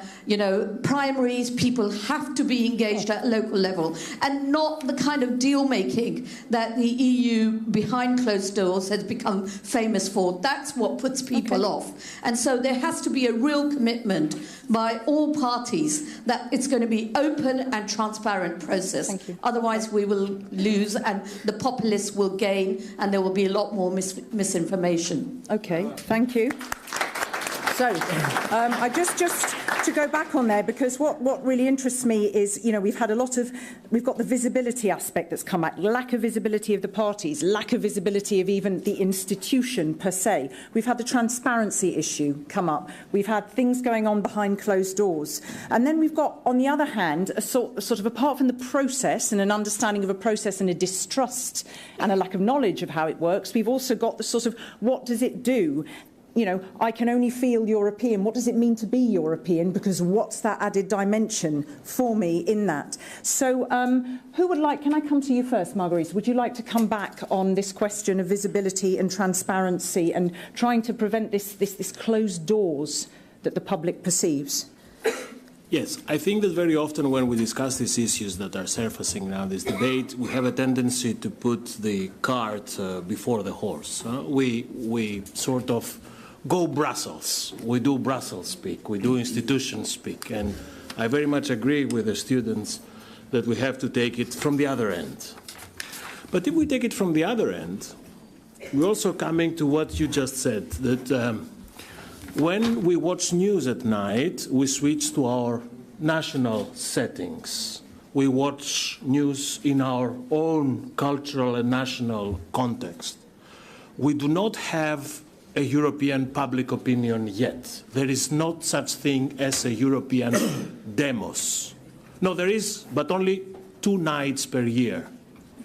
The night of the Eurovision Song Contest and the night of the Champions League final. These are the only 2 nights per year where, regardless where you are, you sort of follow the same thing. The rest of it, we go national. So to go grassroots, go society, address shortcomings, see more of the European Parliament, we need a bit more emotion, a bit more grassroots, a bit more society. And listen carefully what I'm about to say, we need less Brussels. Although I speak for Brussels, I think that we need to de-Brusselize the European Union. The 2 strongest moments of EU communications in 2016 were during the Rio Olympics, an Italian fencing champion, she won the silver medal. And in a surprise move, she took out of her shirt a European flag and she wrapped herself on it.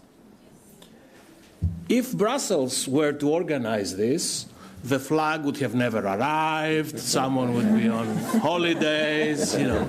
But this girl said everything about us. Okay. Second big example, the poor late Jo Cox. 3 days before the Brexit referendum, she put her 2 children and husband in a Zodiac, and she was going up and down the Thames with a huge European flag. She got assassinated 3 days later, by the way. But this is what we need. This is how people sort of go into EU mood. It's not Brussels, it's not the midday briefing, it's not us, and we have all to put a hand to make it happen. And you've led to a nice question, which I wanted to ask our journalist, but I'd like to come to Daniel first, please. You wanted to answer. Very short. If you see indeed that the member states have lost their faith in the EU, how do you want that we convince the people in the EU to have faith in the EU? That's a big problem. That's the main problem of the EU. That is that the member states themselves and the federal governments lost their faith in the EU. And indeed, they speak about if everything goes wrong, it's Brussels. Yeah, everything goes wrong, it's all Brussels. But for the rest, it's us. And I have a proposal. Please note it. Okay.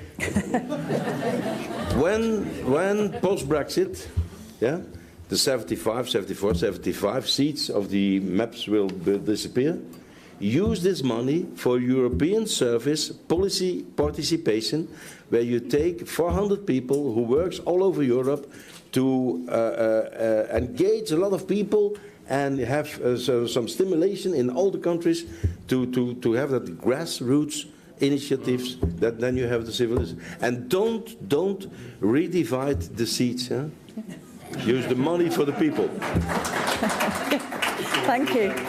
He wasn't scribbling, he was noting here. Okay, just a quick, interesting that you also say that, because I do a lot of moderating for DG Com and for the Europe Direct information centres, and they've got this really difficult task of being on the ground and having anybody come into them at any point of the day saying, tell me about how to set up my barbershop in downtown Sofia, to what on earth is Juncker's investment plan, to, I need to know more about social Europe, and what about the youth guarantee? I need to help my kid. They've got that difficult, task there, and it's very, very difficult, all of those explanations. And I've totally lost the thread of what I'm going to say, so I'm not even going to say anything anymore, but I am going to ask you. It's about stories. It leads me on to that. It's about stories. We talked about visibility.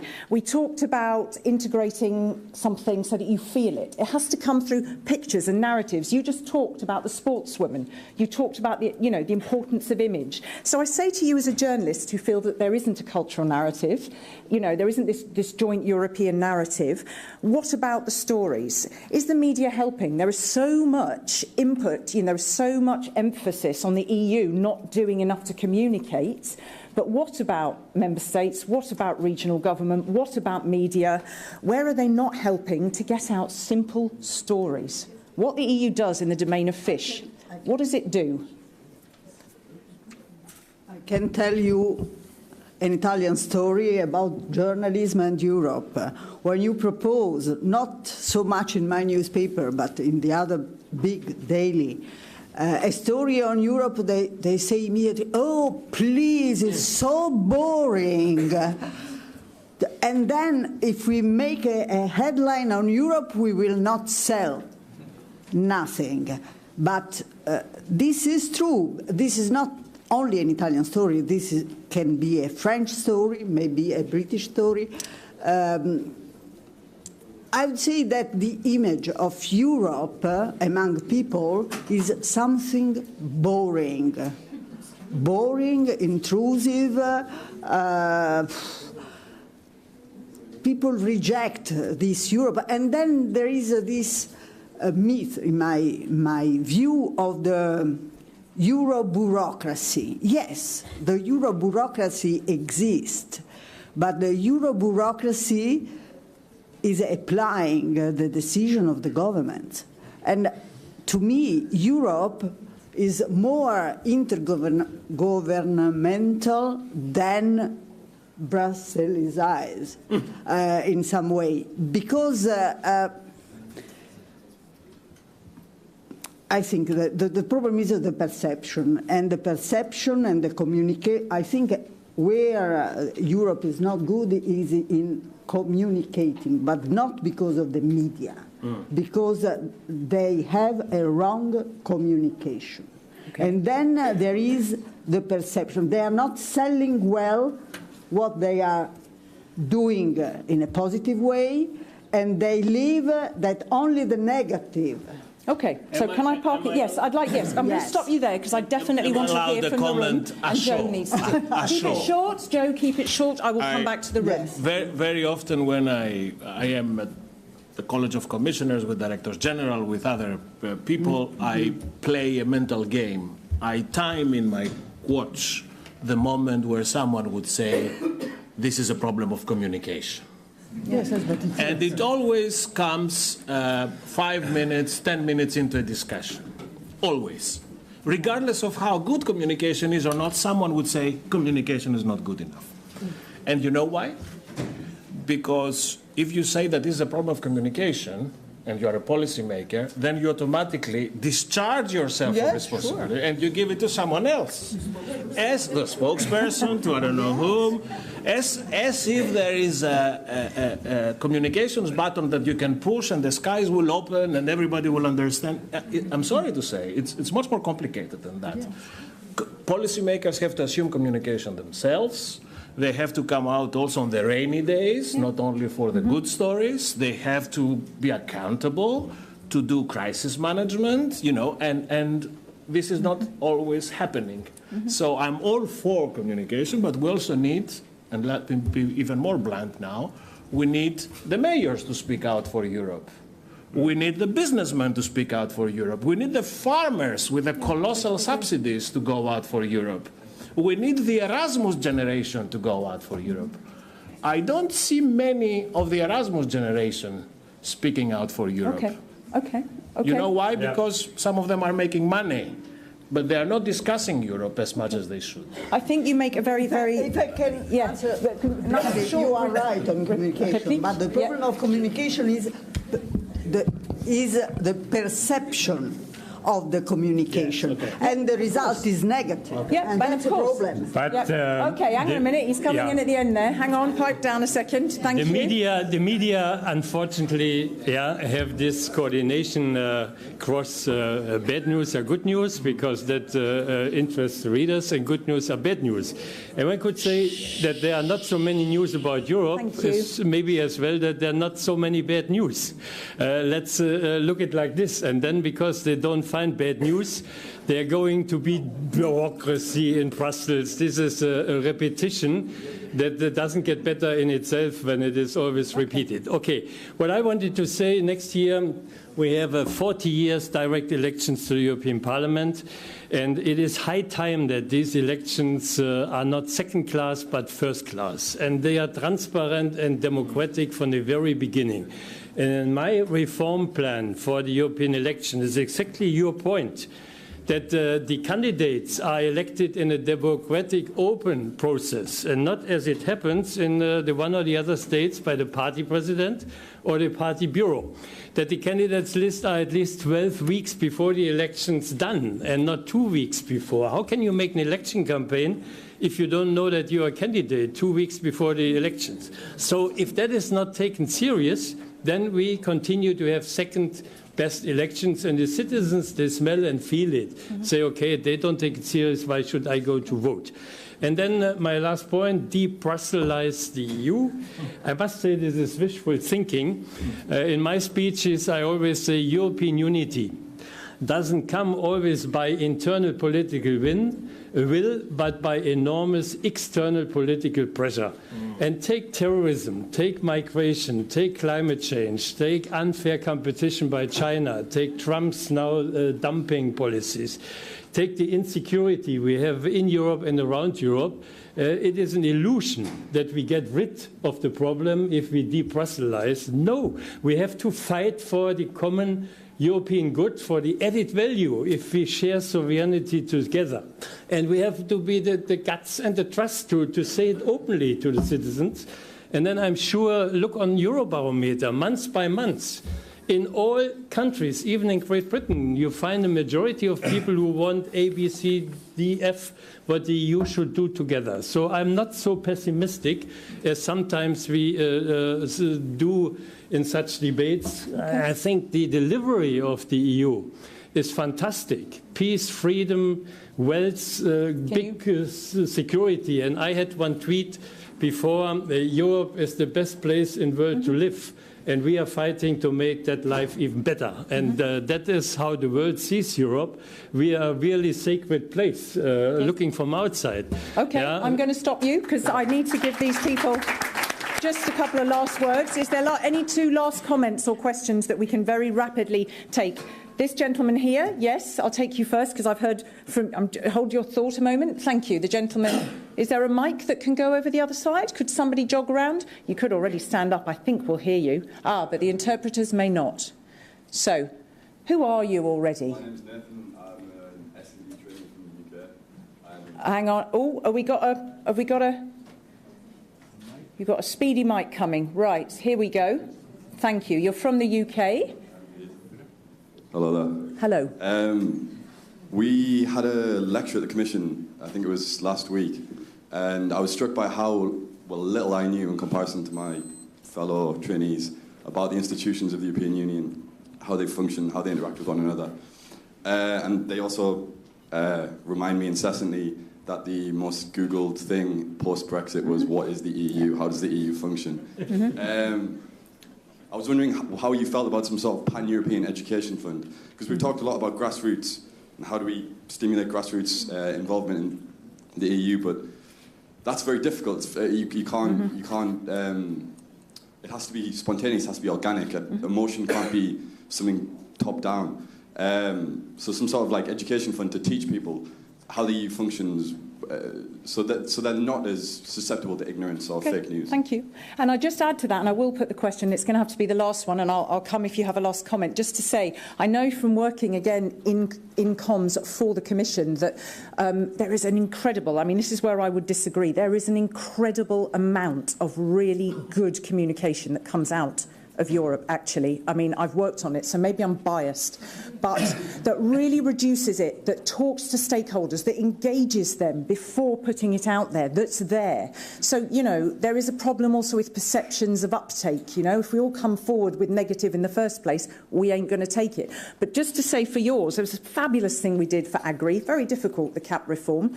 Wonderful thing to go into schools, brilliant pack to go into schools. But the problem, as I understand it, but correct me if I'm wrong, is that the EU can't really stick its fingers in the educational systems of member states. It's not so.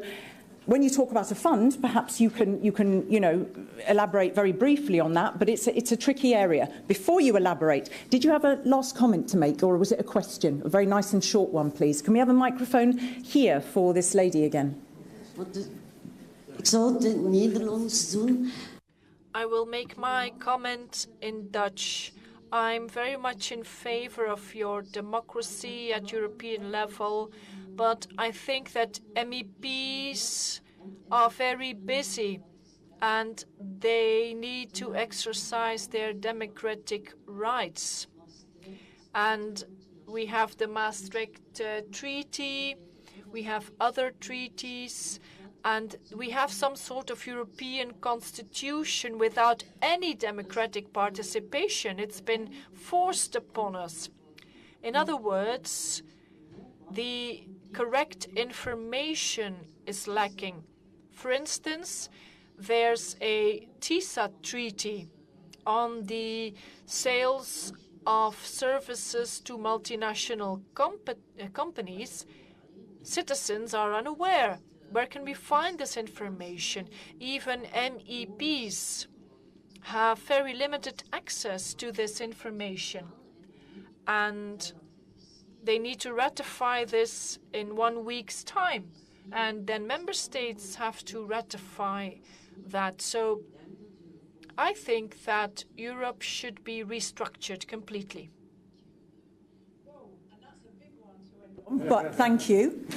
So you're saying, you know, God, where do we find the information? Where do MEPs find the information? They're the ones who have to debate on it. So I don't want you all to answer the same. If you would like to come back on this idea of, which I think is highly valuable, you know, if you want people to engage and you can't stick it on them, and there is a value to getting in there and talking about Europe earlier, but how do we do this in an educational setting? And also this talking about, you know, people being lost to find the information, even MEPs, on certain topics. So maybe, Joe, you can talk about the MEPs. Maybe, Margaritis, you could talk about sort of the education fund, and you two can say your final words in complement to that. So shall I start with you, Joe? Really nice and short, because we're at 5 to 6. Thank you. Transparency is one of the mantras of this years, and we have a lot of developments in recent times.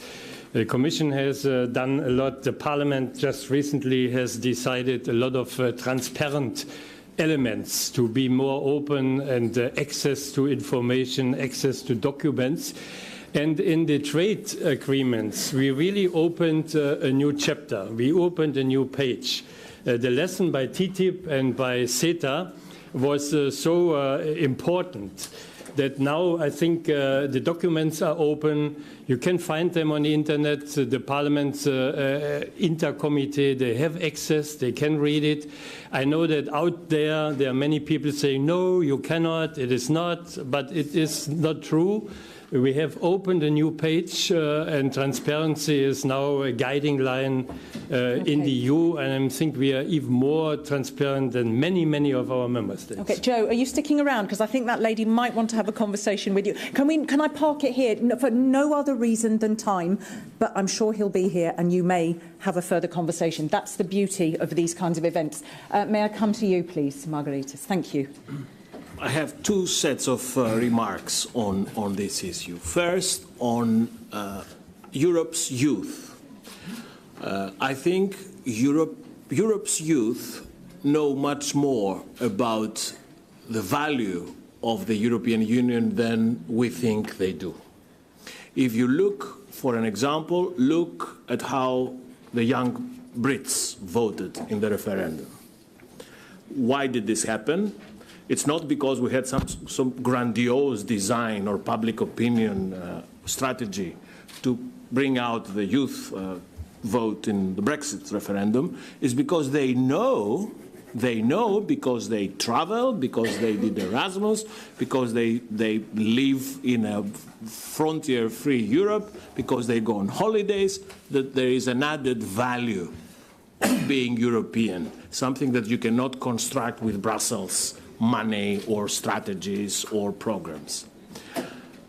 And I hope that somewhere in Britain now there is a young Brit who is 20, 25 years old, and when he or she in 30 years will be Prime Minister, and the demographics will be right, this generation will reconsider the country's relationship with the European Union. I'm coming to the Erasmus project. 9 million Europeans, young Europeans so far.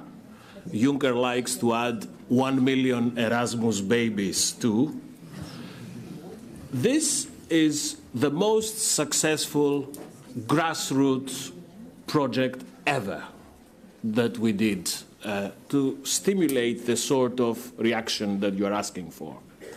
And stay tuned, because on the 2nd of May we will propose, we'll put forward our proposals for the new multi-annual financial framework for the next 7 years budget. Don't be surprised if we propose to double or even triple the money that go to Erasmus. That's how you generate what we're talking about, a genuine feeling of mobility across borders. Final point, if I may, five final points. Probably the moment also comes to consider a sort of an entitlement for Europe's youngsters. Something like that every European would be entitled to upon, say, becoming 18. There are ideas of pan-European railway ticket. There is the Solidarity Corps. There are ideas that we should create a stake for all Europeans, young Europeans, to visit, do voluntary work, travel. That's how we will do it. But we will certainly not do it by creating a common educational policy, because, as you rightly said, there is no treaty competence to have a common educational system in Europe. Okay, thank you. Daniel, what have you heard? What are your closing thoughts, please? My closing thoughts are that when Europe is prepared to work with its cities, and especially with the citizens, then we have a prosperous future for Europe, I think. And that can make a difference if the future of Europe can be another Europe than the Europe today, and can be something else than the United States, than China, and then the Soviet Union. Okay, thank you. And I know you've had to fight quite hard. I know you've got the EU urban agenda, but it's an ongoing to have that relationship, to be within that relationship with the EU and national government, isn't it? And what's more, when I begin on this, I only have 1 minute. You give me 1 minute, so I cannot explain. Oh, sorry. Okay, well, you've been very kind, and thank you very much. Yes, please, to our journalists, if you could give short closing words. I agree with what Margaritas just told. I think that the key to relaunch Europe is really transnational education, transnational culture.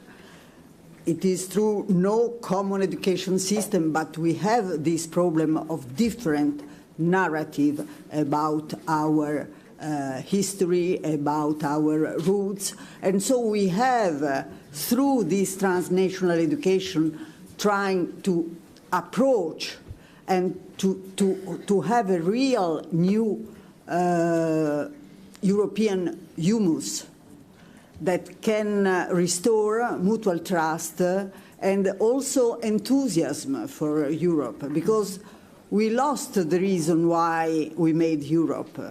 We got peace, success, prosperity, and we take all this for granted, but they are not. So we have to educate the Europeans, starting from the babies. I completely agree. I completely agree. Otherwise, and it could be difficult. The College of Europe is a nice place to start with the babies and the couples generation. Thank you. I know they do feel I know. I speak for experience. Too late. The university is too late. Yeah, you're absolutely right. Okay. Yes. Well, thank you there. I think I'm just going to close, if I may, just close, because I was having, as I said, I was having a look at some of the comments that came in on Twitter and some of the comments online on the Together platform. And a gentleman, I think it was a gentleman, said, you know, we've got to think, and it echoes a little bit what Margarita said here about, you know, businesses have to talk, farmers have to talk, national government has to talk, media has to talk. You know, we live in such a general world of distrust at the moment that this enthusiasm to just maybe just take a risk and go, God damn it, Europe's a great place. Can we stop sort of criticising everything? And I think that this comment that came in on the Together platform was we need communicators too. So I think the MEPs who are busy do need to get out there more as much as they can. The mayors who are right there, right up against. The media needs to sometimes approach in a little bit of a different way. They are the bastions. They need to get behind to see what is truthful, but perhaps a little bit of list, and the communicators need to reduce the policy to the stories so people understand what Europe is for, so they will participate. So thank you very much. Thank you very much to you, ladies. I particularly, that was also one more thing. Who made point, Carolina, about it's perceived as EU interference? Was that, yeah, I think it's a very good point. I think there's a difficulty for us in seeing that the EU sometimes, we want them to be more powerful and interfere more. And that's a really tough one to get, that's a really tough one to solve. Can you give a very, very big round of applause to the four panellists who I beat into submission? Thank you. I'm very grateful to you all. Thank you. Thank you very much. So, just as a quick break, have your table tennis bats to the ready. Again, it's not a very difficult one, but you know, we had Brexit, everybody being alarmed. We spoke of it at the beginning. Oh, Europe will collapse. We need to communicate better. Who feels that going forward there is a spirit in which there can be an upswell, that we can communicate better, that people can grasp what Europe's for? Who's feeling quite enthusiastic about the European story and communicating it? Who's feeling quite enthusiastic about it? Going beyond this lovely little Brussels echo chamber. And who feels at the moment, God, I'm really wobbling about this crisis and I'm feeling a bit uncomfortable. I'm even studying Europe at the moment because I'm not sure it's going to survive. Who feels like that? Just you? You?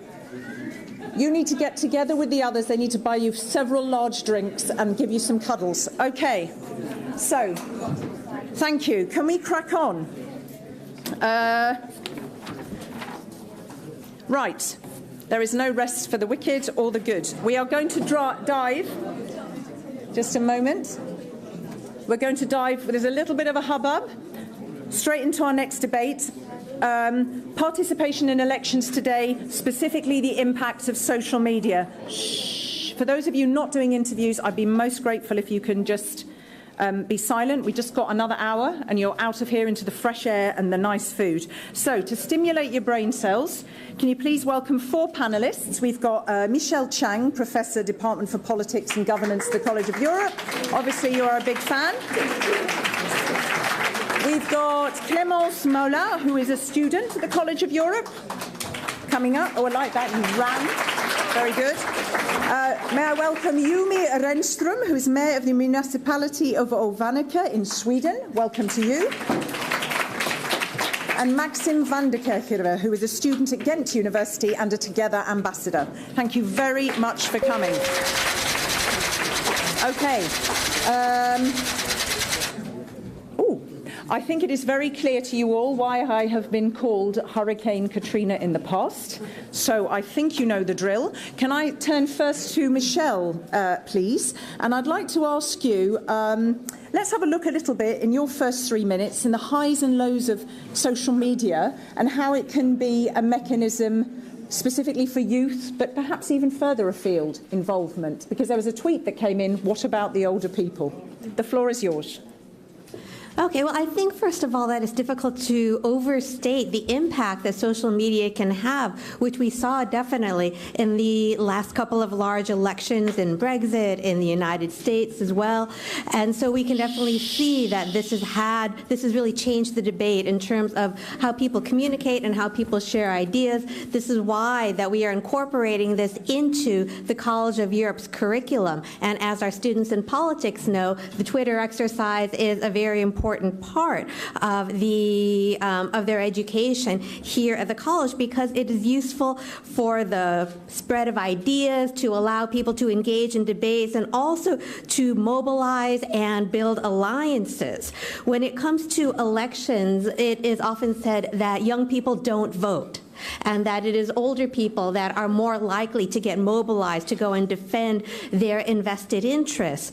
And social media can help change that. We had a discussion in the last session about the effectiveness of official communication, and social media is a way for everyone to get into this debate and into this story. And effective social media influencers that are included in the communications gurus that we see in Brussels, but also people in this room, students at the College of Europe, can also influence people their age. They are very technologically savvy, and they are good at expressing the interests that people have in Europe, especially for their generation, and informing others of the importance of Europe and also how to get involved. I was scribbling. Okay, thank you. So you have absolutely put your finger on the multiplier effect, a kind of a digital multiplier effect. So we'll talk more about that. That leads very nicely to Clémence, because you actually have had some real kind of hearty experience. You're part of the campaign team in the French elections. So, you know, you can really, from your standpoint, what are some of the key points of your experience? What do you think the limits of social media are? What you think of the benefits? The floor is yours. Yeah. So yes, thank you, the S&D group, for inviting me. I did work in the communication team of Benoît Hamon in the presidential election in France, and I was also a candidate for the legislative elections in France as well. In terms of, and I'm the international secretary of the Young Socialists in France as well, and a student at the College of Europe. So in terms of the impact of social media, I'd like to say that my short but intensive experience on the issue leads me to think that it has little impact in terms of campaigning, meaning that the impact of fieldwork, which is just going door to door, asking people what they believe, presenting the programs and the candidates, has actually way more impact on people. If you look even at the Macron strategy in France, was definitely built first with En Marche, on just going door to door and of course communicating around it, but going door to door and asking people what they believe and try and convince them. And I think in local elections, for example, it's still something that is way more efficient than any Facebook page. Mm-hmm. Secondly, the medias in general actually have a lot as well, a lot of impact, whether it is a local media in terms of local elections or even national medias. Then again, if you look at Macron's campaign, the medias made a got a really big role into this campaign. In Germany as well, for example, the media coverage of the No GroKo movement led by the Jusos is also something that, of course, allows a great coverage and a great influence on people and on the public debates.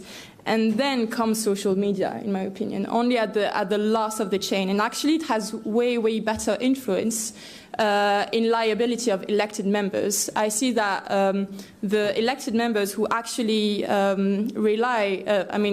talk about what they're doing day to day, whether it is local elected members or national elected members, local elected members when they manage to, solve a problem with an elderly people who doesn't have access to hot water, for example. That's something that very much touches to the ground of politics, and that's actually something that makes the citizens more engaged, and nationally as well, when there is more involvement and more direct dialogue between citizens and the elected members on the social media, that has a lot of influence. In campaigning, it is very much limited because, then people have the feeling that we are asking them to do something rather than, and then for the next 4 years we won't publish anything. Rather than if you keep talking about what you're doing and engaging with people on social media when you're elected, then people will make sure that you get re-elected because they have the feeling that your action is effective and has impact on their everyday life. Excellent. That's very interesting. Thank you very much. And I like that. I think that's when you said it sort of came last in the chain, which might be a surprise for some people. So, the work has to be done in the face-to-face first, and then the more of the trust comes and the storytelling and the exchange afterwards on social media. But the face-to-face is the door opener, and that still local media has a real influence there. So it's a tool, but it's a tool to be deployed in the right way. And maybe it's a bit of a blunt instrument, certainly in electioneering, because people in a way are too savvy. Am I being manipulated? It's a bit of a blunt instrument.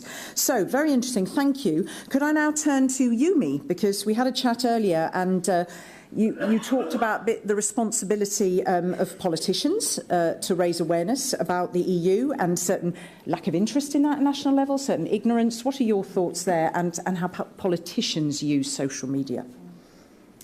Well, thank you so much. I'm one of the very rare local politicians that are actually very much involved in the EU politics. There's just a handful of us throughout the European Union. Interesting, I'm not going into this discussion about the Spitzen candidate or not, because that's it's a different issue. But when it comes to the local politicians, I would say, I was looking at the election statistics throughout the different kind of EU countries, and it is sort of interesting because you can see the countries where there's a very low engagement by people and the countries where there's a very high voting engagement. And I would say I can see three kind of different issues about this. One thing is the education level of the country, if you vote or not, if you're interested. The second thing is actually the closeness to the EU institutions, if you feel that you're... Statistics on whether that must have been a kind of an EU comms person's dream, the double year, to get the national... Was there any statistics on whether there was more turnout for the EP? Do we know if the Swedes went out in force, or...?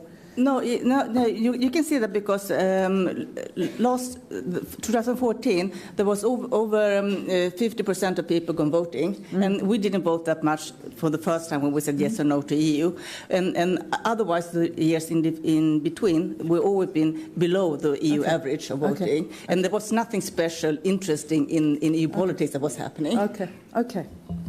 Okay, so thank you for that, and it's sort of that's a sort of a rather sad phrase to end on. Local politicians are ignorant. So if you've got this black and white view that's coming out and they don't know, and it's not finessed, and it's kind of like cheating the public, I think was your word. So we'll hold that thought there. Maxim, what did you hear? What would you like to add? Well, indeed, the knowledge about Europe is very low because the first-line media doesn't allow the room for the European story to be told, and it's very difficult for people to know what is going on in Europe because local governments don't give that room, and of course also not on social media. You need to put your local and national pride aside and make it into a real European one, and you need to show the citizens the truth about where your funding is coming from, where your ideas are coming from, where your network is coming from.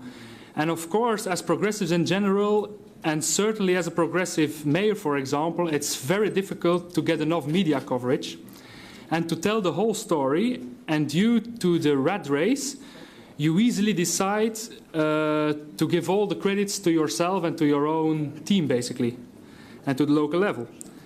This is, of course, the same problem for the European elections. But please, let's stop treating the European elections as they are not important enough for national party benefits. And this is a responsibility from all of us, because we are all responsible for what we share on social media. But of course, the bottom-up respect from the local level is of equal value, actually, to the top-down feedback from Europe to the local level. And by this, it's the task of the elected Europeans to have a dialogue with the local level and to communicate with more tailor-made subjects which tackle the real urban problems and the urban structure and its surroundings. And this is very important. And we also need to diversify our messages so that we can reach the right target groups and also the right generations. If you get this wrong, and if it gets, let's say, boring on social media, you lose specifically the young people and you will never get them back. Nowadays, it's very hard for us progressives to balance our messages on social media between telling the complete truth and telling the whole story and all its nuances. And of course, those stories are way harder to digest. It's a fast-moving media, so it's hard to tell the whole story. Or do we need to talk more in slogans and tell some half-truths in order to get the attention of specifically the young people? Of course, it is our task to bring some sort of, let's say, morality back to the social media. And we have to fight against those populist fake news media and those half-truths.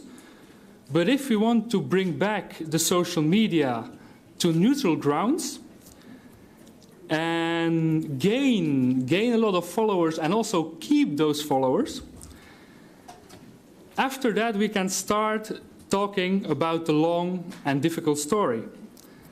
And then we can achieve what we really want to transfer in our message. We don't need to be afraid to use a bit of, let's say, I call it positive populism, and have a clear view on our final message we want to transfer.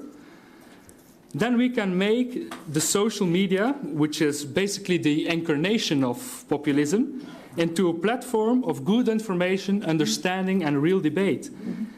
Platforms like the one of the Together initiative is the perfect start to achieve this. Okay. And so the final goal needs to be that this pulse of Europe becomes a real, strong, and reliable heartbeat again. Thank you. Thank you. I think you sort of pick up, and we can talk a bit about that and what Clémence talked about. You know, it's what's the use? How do you use this instrument? You know, particularly in the targeting, and then what are the kinds of messages? Is it a door opener? Is it not? Is it a door opener to further discussion? Do you need positive populism to open that door to then engage people in more conversation? So, and also you bring in the other media, and even top-line media aren't really helping, whereas actually local media you talk about actually is much more beneficial to get those stories out there. So before I open to some comments, I know we do have a couple of students, but we do also have a policy advisor here from the Foundation for European Progressive Studies. We've got Maria Freitas. And what have you heard? I know you've got, you did a survey, did you not? And you had quite a few positive surprises in that survey. So if you've got a microphone there, perhaps you could tell us about some of that. To this lady, please. Thank you. Thank you, Maria. Thank you very much. Yes, Kat, indeed. Sorry, I don't want to turn the back. Yes, Kat, indeed. So FAPS did a very, very big study called the Millennial Dialogue Project. And this was a very exciting initiative because it abided by a mantra that is really, really in the DNA of FEPS, the 3P rule: progressive, participatory, and positive. I think this is so much important as well, what Joe and other speakers mentioned, to inject the sort of positivism that the millennial generation can bring about in these sort of debates, such as today, which is very timely, and that we're very, very grateful to be together again with the S&D group.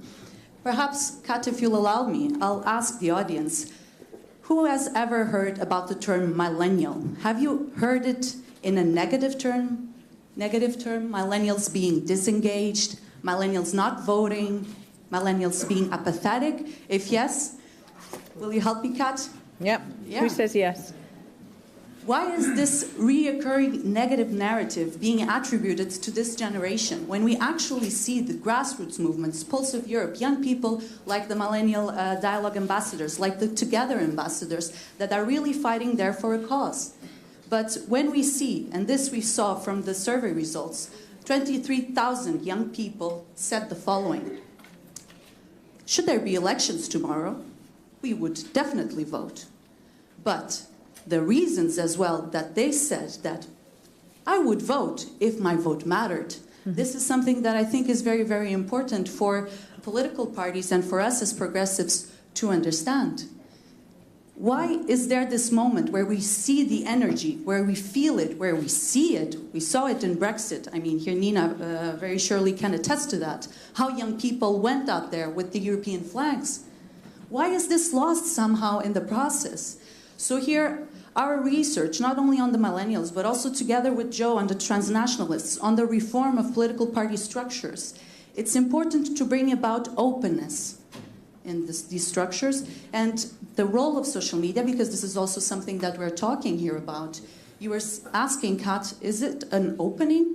Yes, indeed it is. But it should be an ongoing discussion. It should not only be in the run-up of the election and then the discussion dies. Because democracy is not just an exercise every 4 years.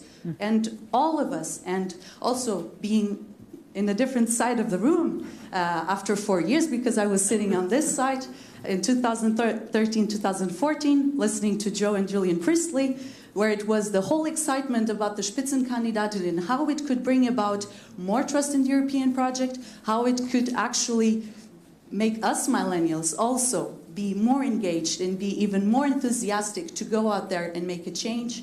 I think that all of us here, not only as progressives, but all of us as millennials, as young people, we also have a role to go out there and to speak about Europe. Europe is always getting such a bad rap.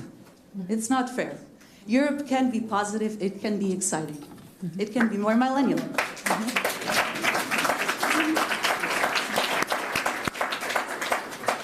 Thank you very much. And yes, it does always get a bad rap. And I would agree with you that it can be exciting. And I don't think it's that difficult to explain the ways it is exciting, actually. But that's for another time. And again, you echo what I think you were saying, Clémence. You said, then that's when the engagement, you get people, well, you were talking about the election. You get people there on their doorstep, and then you engage in that ongoing discussion. And you're absolutely right, because your words also echo what I read somebody else on the Together platform had said is, yeah, we need to just stop. We can't be just thinking about elections every fight. We've got to be, it's all the stuff in between, because that's what gets people to go out there.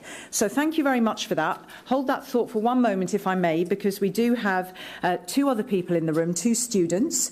Who have I got in the room? Sarah and Ricardo. Who have I got? Ricardo. Okay, so I'm going to do ladies first, if I may, please. So, yeah, of course. Do you have a microphone, my lovely? Where is that? Here is one coming. Thank you. Sarah Canali, what are your thoughts on social media? Do you use it? Are you a whiz? Do you know its limits? Go for it. Thank you. Thank you very much in the first place to let me express my thoughts. And I would like to start my brief comment by reading you a definition. and it's the definition of post-truth politics, according to the Oxford Dictionary, that says circumstances in which objective facts are less influential in shaping public opinion than appeals to emotion and personal belief. And I tend to consider this quote very important and to relate it to the issue of fake news that has been briefly mentioned by our panelists before. And nowadays, increasingly, fake news are shared and are shared at a fastest rate through social media. And of course, this has an impact on the electoral decisions of the users of this social media. And the problem, according to me, lies on both sides. So we have a problem from the media companies and a problem from the users. Because it feels like media want to tell us what we want to hear. And as well that we do not go further, we do not go beyond what we want to hear. And there is a strong instrumentalization of known true facts for political objectives. And this is true, for example, regarding the European elections as well, at least in my country. Where there is a strong misconception of Europe and of how it works, and it's very often reflected in the media, and people very often forget to critically think and analyze what they find written. And for this reason, I was wondering, and I was thinking to myself, how can we define and how can we redefine the concept of freedom of speech through social media if it can have a negative impact on the democratic and electoral participation. Thank you. Thank you. Thank you. I think that's a very excellent thought that you came up with there. That's a big discussion over several dinner parties or nights in a bar. Redefine the concept of freedom of speech and redefine the concept of democracy. I mean, this is a very difficult age, and getting through the noise and fighting that. And I think you, again, said two very critical words there, critical thinking. And how do you, so we get this information, but we have a responsibility to understand how to filter it and what we do if we are going to send it on. So thank you for that and the comment on post-truth politics. And now I turn to the other side of the room to Ricardo. Do you have a microphone, sir? You look very smart. Thanks a lot. I would comment that graph, but I don't have time for that. I'm sorry, maybe next time. So I want to address the influence that the flood of disinformation and misinformation propagated through bots with malicious purposes has to the stability of our democracies. So recently we had in the US election, we had the Euro referendum in the UK, the French presidential election last year. We have the same political actors, Russian bot accounts on Twitter and Facebook, and the alt-right from the US. So this sort of influence in social media platforms, actually, I'd like to add the following: according to the Atlantic Council, for instance, the next challenge now is the Italian general election, due to be held on the 4th of March this year, and we have the EU election next year. So we need to take into account also that the internet is basically regulated by the DMCA and DCA regulations, which dates back from 1996. And these regulations create incentives for platforms to largely avoid filtering or intervening in the content hosted on their services, simultaneously shielding them from liability for that content. So my question would be like, what can the EU do to prevent the flood of disinformation on the social media platforms? And I mean politically and legally. Okay. We'll come to that. Thank you very much, and thank you for the question. And do you follow? Are you sort of au fait with what they're doing in the domain of digital and the digitisation, the e-privacy, and the GDPR? And do you follow all that kind of thing with the EU and some of the fundamentals that are coming into play in May and June? because that's a good place to start, but I'm not an expert, but we will... I'm not an expert. Okay, I'm certainly not an expert. Now, I've had to hear from a lawyer for about 3 hours on that, and poof, my head exploded. But we will come to that and see if anybody can contribute. I just want to hear from one more lovely lady here. Very different kind of intervention now. Sundas Bualam, because you're an assistant of an MEP. Here's this lady here. Have you got the mic? Oh, there you go. Sundas is assistant of MEP Boris Zala, and you've got a project. You've launched a project called Humans of the EU. Could you just very briefly spill the beans on that to the assembled company? It's working. Okay.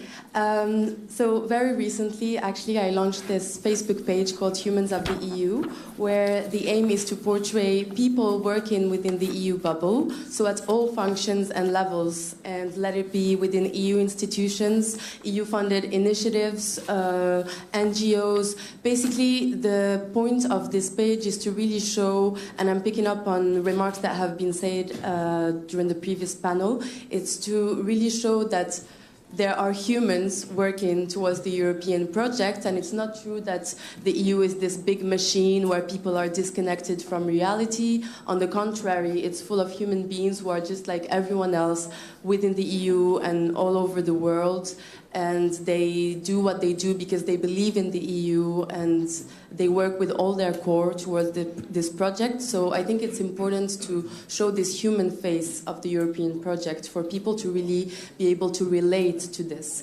And, well, I may be biased because I'm SND, but I just want to say that I feel SND is also a group that really cares about people, and that it's a political group that is very human, and this is what politics is about. I feel like maybe some citizens feel that politics is something that they can't reach to anymore, but actually politics is about making the world a better place, in a sense. So thank you for letting me present this.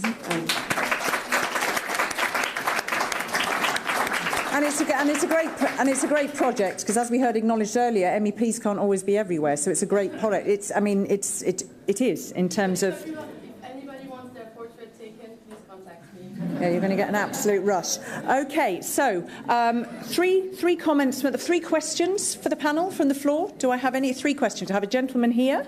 Anybody else? Gentleman over here, if we can get, and there's another gentleman there. So we'll start with this man with his lanyard on. We'll start with the gentleman with the black spotty tie. And then we'll see where we go. So nice and concise, and please do stand and say who you are. Well, thank you very much for those very interesting debates and presentations. I'm a trainee at the SND group, and was just a remark, because we always talk about social media, blah, blah, blah, but I wonder where there isn't any European CNN so that we could have real debates on what is the position of the SND on this matter, and why is it different from the one of the EPP? So that people would vote because they know, okay, I'm really more SND because they reflect what I think, what the EPP doesn't. So that's my question. Thank you very much. You did have, well, you still have EPTV, which actually did exactly that, in a sense, online broadcasting, which has been going on for quite a few years, which had real broadcast quality programming on different channels. So that is one idea, but I don't know, perhaps we can have some thoughts on that. So thank you. Why can't we have a CNN so that we can have real debate, so people can then engage in the critical thinking to see how to move forward? Okay, the gentleman with the tie. Thank you. Hi, I'm Rory, trainee at the European Parliament. I suppose it's a question more about the slide of socialism generally in Europe, like with PSOE or SPD, Benoît Hamon, another good example.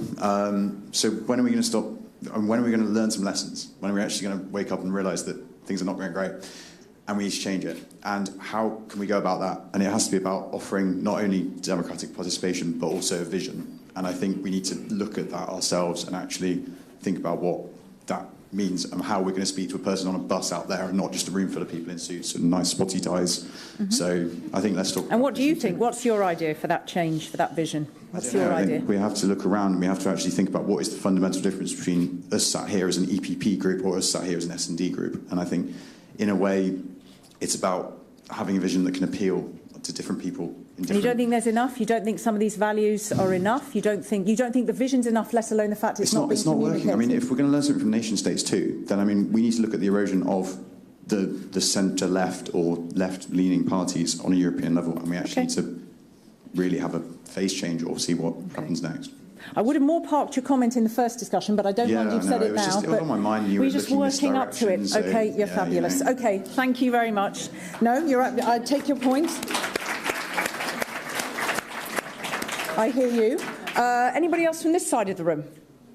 Anybody else who's got a question or a comment? Don't be shy. I can't see if there's anything on Twitter. It's not very easy for me. Is it going to be nice and short? Fabulous. Will you give me time to put my headset on? Is it something to do with social media? A conversation? Okay. I don't think that we should reduce social media, but I think we should focus more on research journalism, luring young people back to the library and going out onto the street to see what's happening, to get a feel of what's happening. I think that's what we should do. A different kind of responsibility and evidence-based and with your eyes and not just sort of automatically sending things on. Okay, I just... Yeah. Mm-hmm.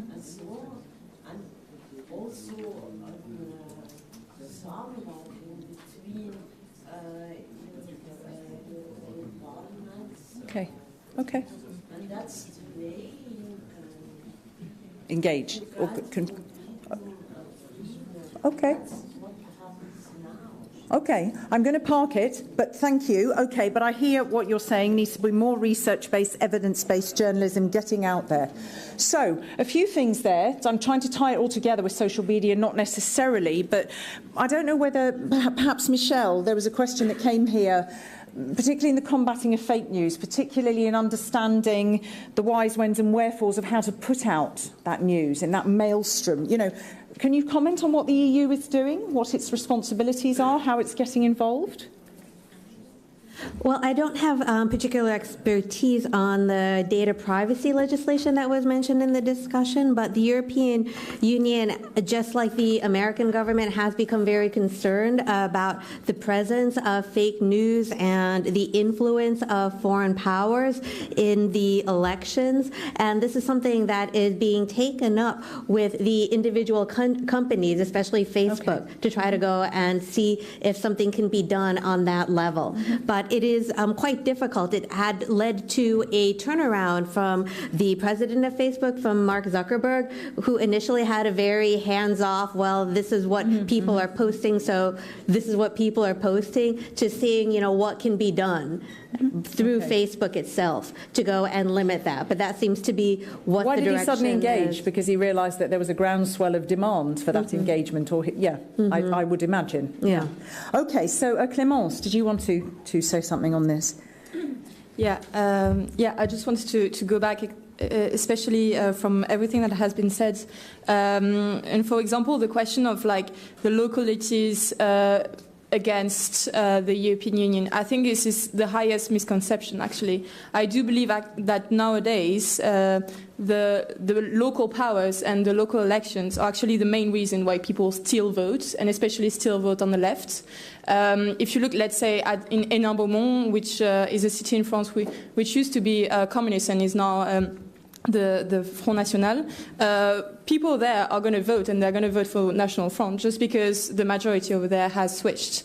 If you look at localities where the Socialist Party in France, I know it's not many anymore, but where they do, where they are in majority, where they do a good job, people go and vote, and people go and vote for the left because they can feel the practical effects that the political power have on their own lives. And I do believe that localities have a responsibility to engage in citizens, especially to engage them and to politically, in terms of, okay, well, you do vote on the local level, you need also to vote on the European level, because there are these decisions that are made on the European level. But to be honest, the local elected members are sometimes the main reason why people still vote on the left in some countries, especially. And like you mentioned, of course, there is a fall of the social democracy in Europe in many countries, not everywhere, of course, but in many countries. And the question being, when are we going to wake up? I think we have woken up. I mean, we are very much, we understand very much the situation, and that we are in a very complicated situation right now everywhere in Europe. I don't think anyone can say otherwise these days.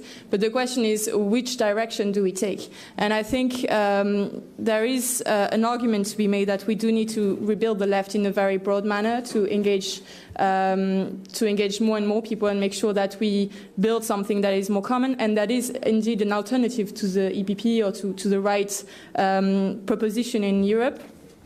And when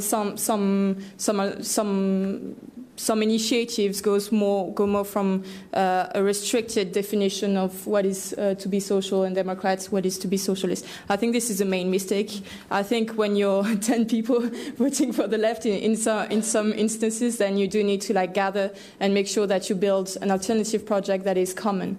And can I ask you to wind up? Yeah, very quickly on the fake news question. I think there's definitely a big argument to be made on educating, especially the children now, not necessarily on new technologies, etc., because they're going to switch, they're going to evolve, but most and foremost on checking the sources, making sure that the data you're using is actually a valuable source of information, and not, making Wikipedia diabolic, but using Wikipedia as for example, to check the sources and making sure that the information you're using is valuable, and that will be the main part into fighting fake news for the future.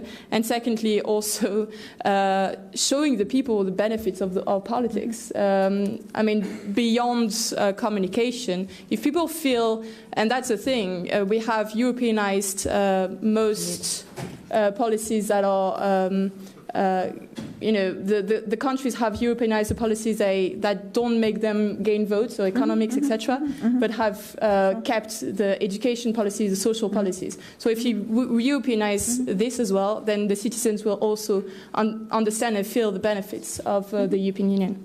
Thank you. Sorry, no, that's okay. And you are extremely eloquent. I've just got my eye on the clock and the fact that there is a restaurant to get to, but otherwise you are all good.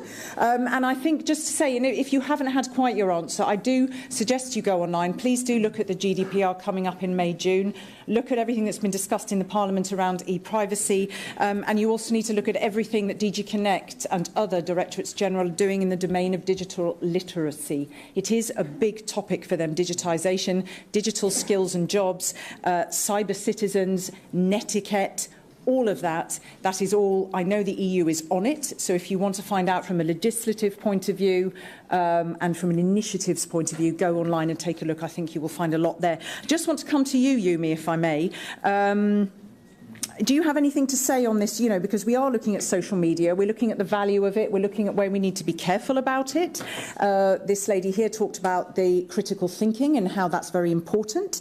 Anything you said?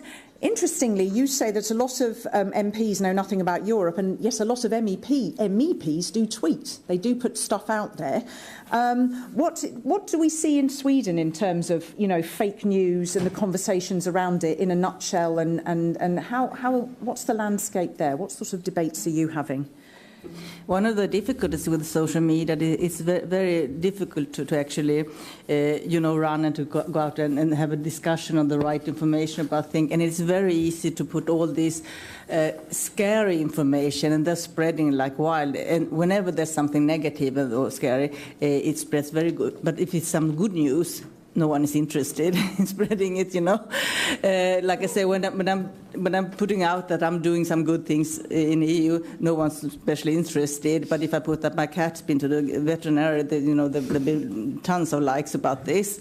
So I mean, social media works like that, and you have to understand that. And that is why it is so important to have more.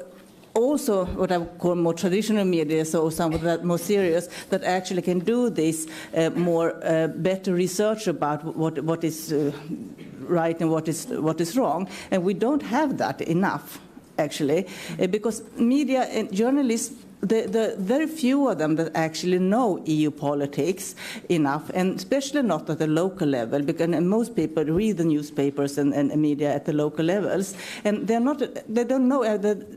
don't actually know more about these things than the people that read in the newspapers. And this is for me such a big problem, because if they can't write the right facts or the right arguments in the media, newspapers, and in television and radio, I mean, who's going to go out with the information?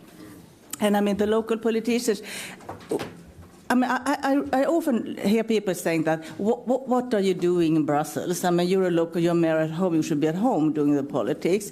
And I said, but I discuss exactly the same thing in Brussels as I discuss home. I'm talking about schools, I'm talking about education, I'm talking about broadband and internet, I'm talking about how to go to social welfare to people. I'm talking about the things that is good for my people at home, but I'm doing it at another kind of level, and I can influence the decisions earlier before it comes down to me as a mayor. And when I say this to people, they understand that. They say, oh, well then, it's good. But I mean, there are too few of us talking about this. And do you talk about it on social? Do you then explain that on social media? Are you just in a very nutshell, because I need to bring this to a close? Are you active on social media? Yes, on my Facebook and so on. But I mean, I could be more. But I'm not sure how many people I would actually reach. But it's got to start somewhere, as we said here. Let's not assume. No, just say, and I will close it. But just to say, because if you're saying something is very simple, you say, but hang on, I'm going to Brussels and I'm talking about exactly the same things I'm talking about at national level. Well, that's a great thing to tweet, because it's very, very clear. But I'm going to park it there, because I want to have the last word from Maxime. You've heard lots of different things from, all of our discussants here. You said, first-line media. You heard of somebody call there, why can't we have a kind of a CNN where we debate things and then we can critically think and then we know how to go forward? Last words, please, from you. I will stick to Clément's comment. Indeed, local communities are still the reason why we go to vote. And actually, if we project Europe on a city like Bruges, it's actually the same. Europe is very diverse. There are living a huge amount of people with diverse background, diverse histories, diverse traditions. And that's the same in the city. So if we start working in the city and start to understand each other, start to understand your neighbor, we automatically will become more progressive, because we know why we are going to vote and for what we are going to vote. But of course, a lot of people also went to vote the previous time, and they did now. But where is the feedback? It is our task to give feedback in a tailor-made way. Social media is made to limit your target groups, so please, let's use it in that way. And if we understand each other's problems, and I come back to Bruges, it's a bit like our common bridges. And if we don't agree on our common bridges, nothing will move, and there will be no pearls in your city, and there will be no pearls in Europe. That's basically it.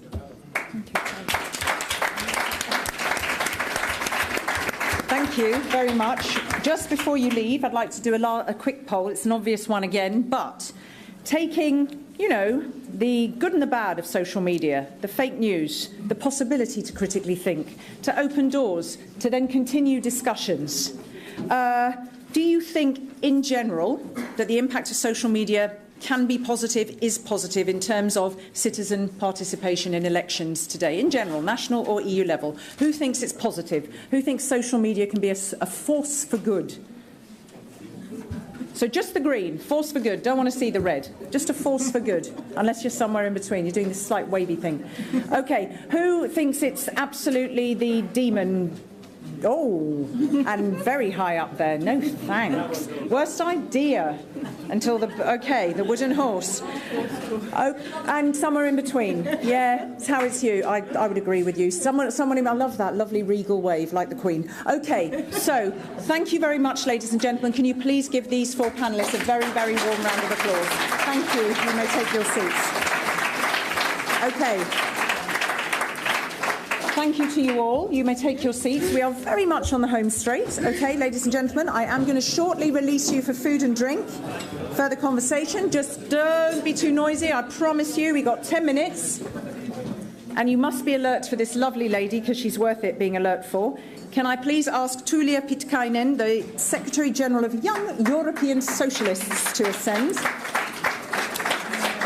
And I think you are going to present the ambassadors. Yeah, would you like to call them? Please, come here. Yes, indeed. You may. I will sit right over there. Oh, perfect. Thank you very much. So my name is Tuulia Pitkäinen, and I'm the Secretary General of Young European Socialists. So the Young European Socialists is the umbrella organization of all of the socialist and social democratic youth organizations all over Europe. We bring together around 60 different youth organizations. So we are so far, at least for now, we are the biggest party political youth organization in Europe, which is something we can all be very proud of here. So, first of all, I would really like to thank the group for this debate and this event today, really, because the subject of democracy is often in Europe addressed as something that's not really our problem, because we have the democracy and we are the home of democracy. But as we can see from these very, very great speeches over here, it really is a question, because the shared reality is changing a lot. If you think about the students who were studying here in the College of Europe in the 90s, you would think about what is their shared reality is based on 6 newspapers and 2 radio channels and 2 TV channels. And then that's the starting point for the discussion. And now if you look at the news feed of me or the Secretary General of the EPP Youth, it's completely different. So when it comes to democracy, this is also an important point. But nevertheless, this is a question that has to be addressed, and I'm very happy that the S&D group in the European Parliament has already started to address this changing way of discussion, and that the group has actually created this platform that's called the Together platform, where it is possible for anyone openly online to discuss and to debate and to contact the group about political subject and declarations that are also addressed here in these events. So that's also been a great initiative, and thank you for that for the group. And it's my pleasure to tell you that the group has named 2 ambassadors who have been very active in this online platform that I encourage all of you to check out if you already haven't. I understood that there's been a lot of engagement this time, which is great. But now I would like to give the stage to the ambassadors, who are Maximo Ploseco and André Branco Pereira.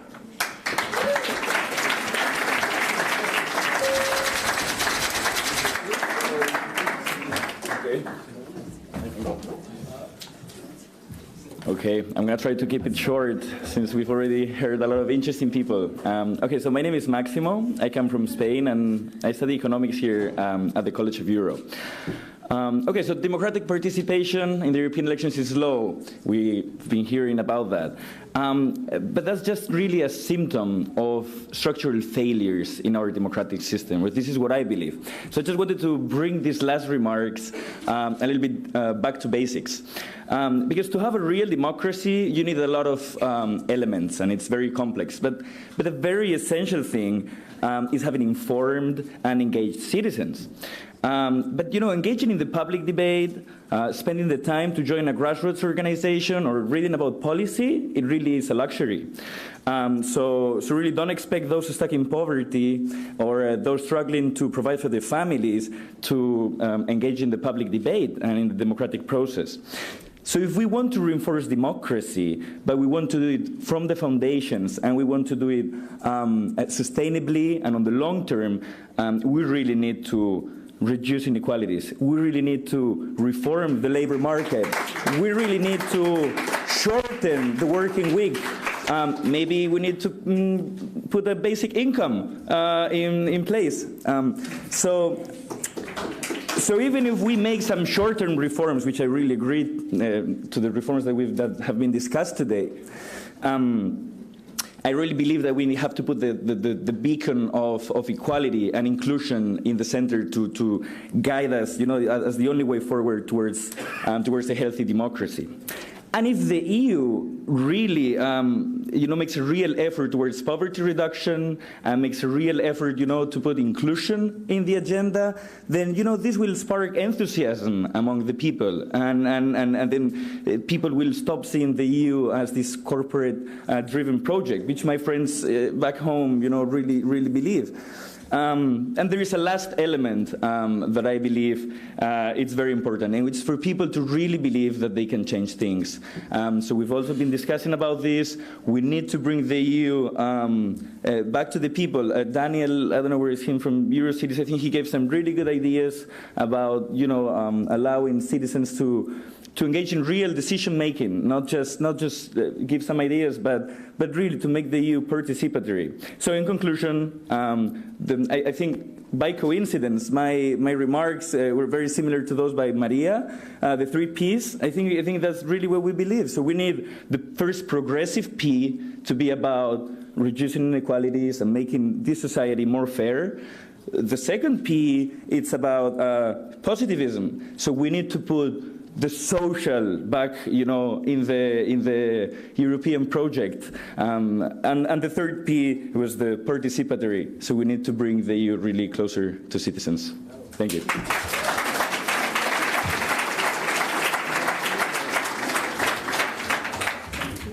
So hi everyone, I'm André from Portugal.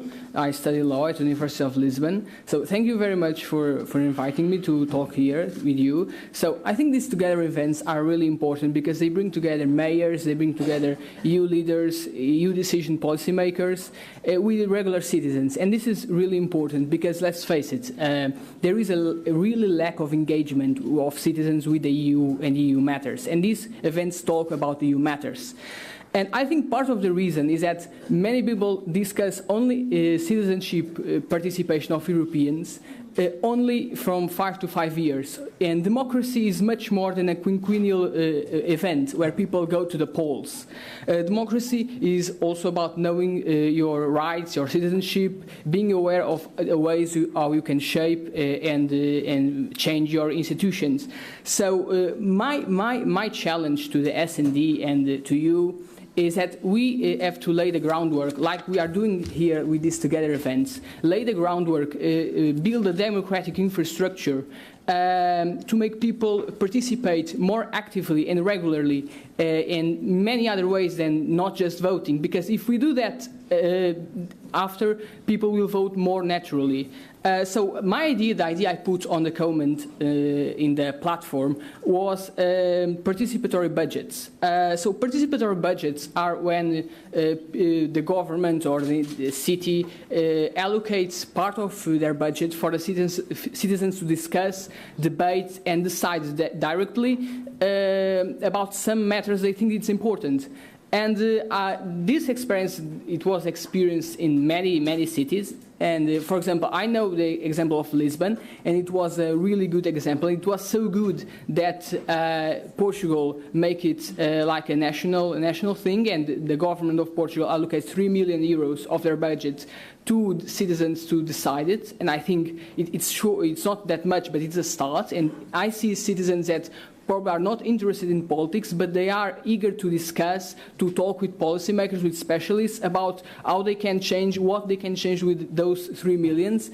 And I think it's really important, it's really successful, and I think if we put in practice these ideas that are not just about going to vote, then we are going to improve the participation of citizens, and the citizen awareness of the European Union will make it better. Thank you.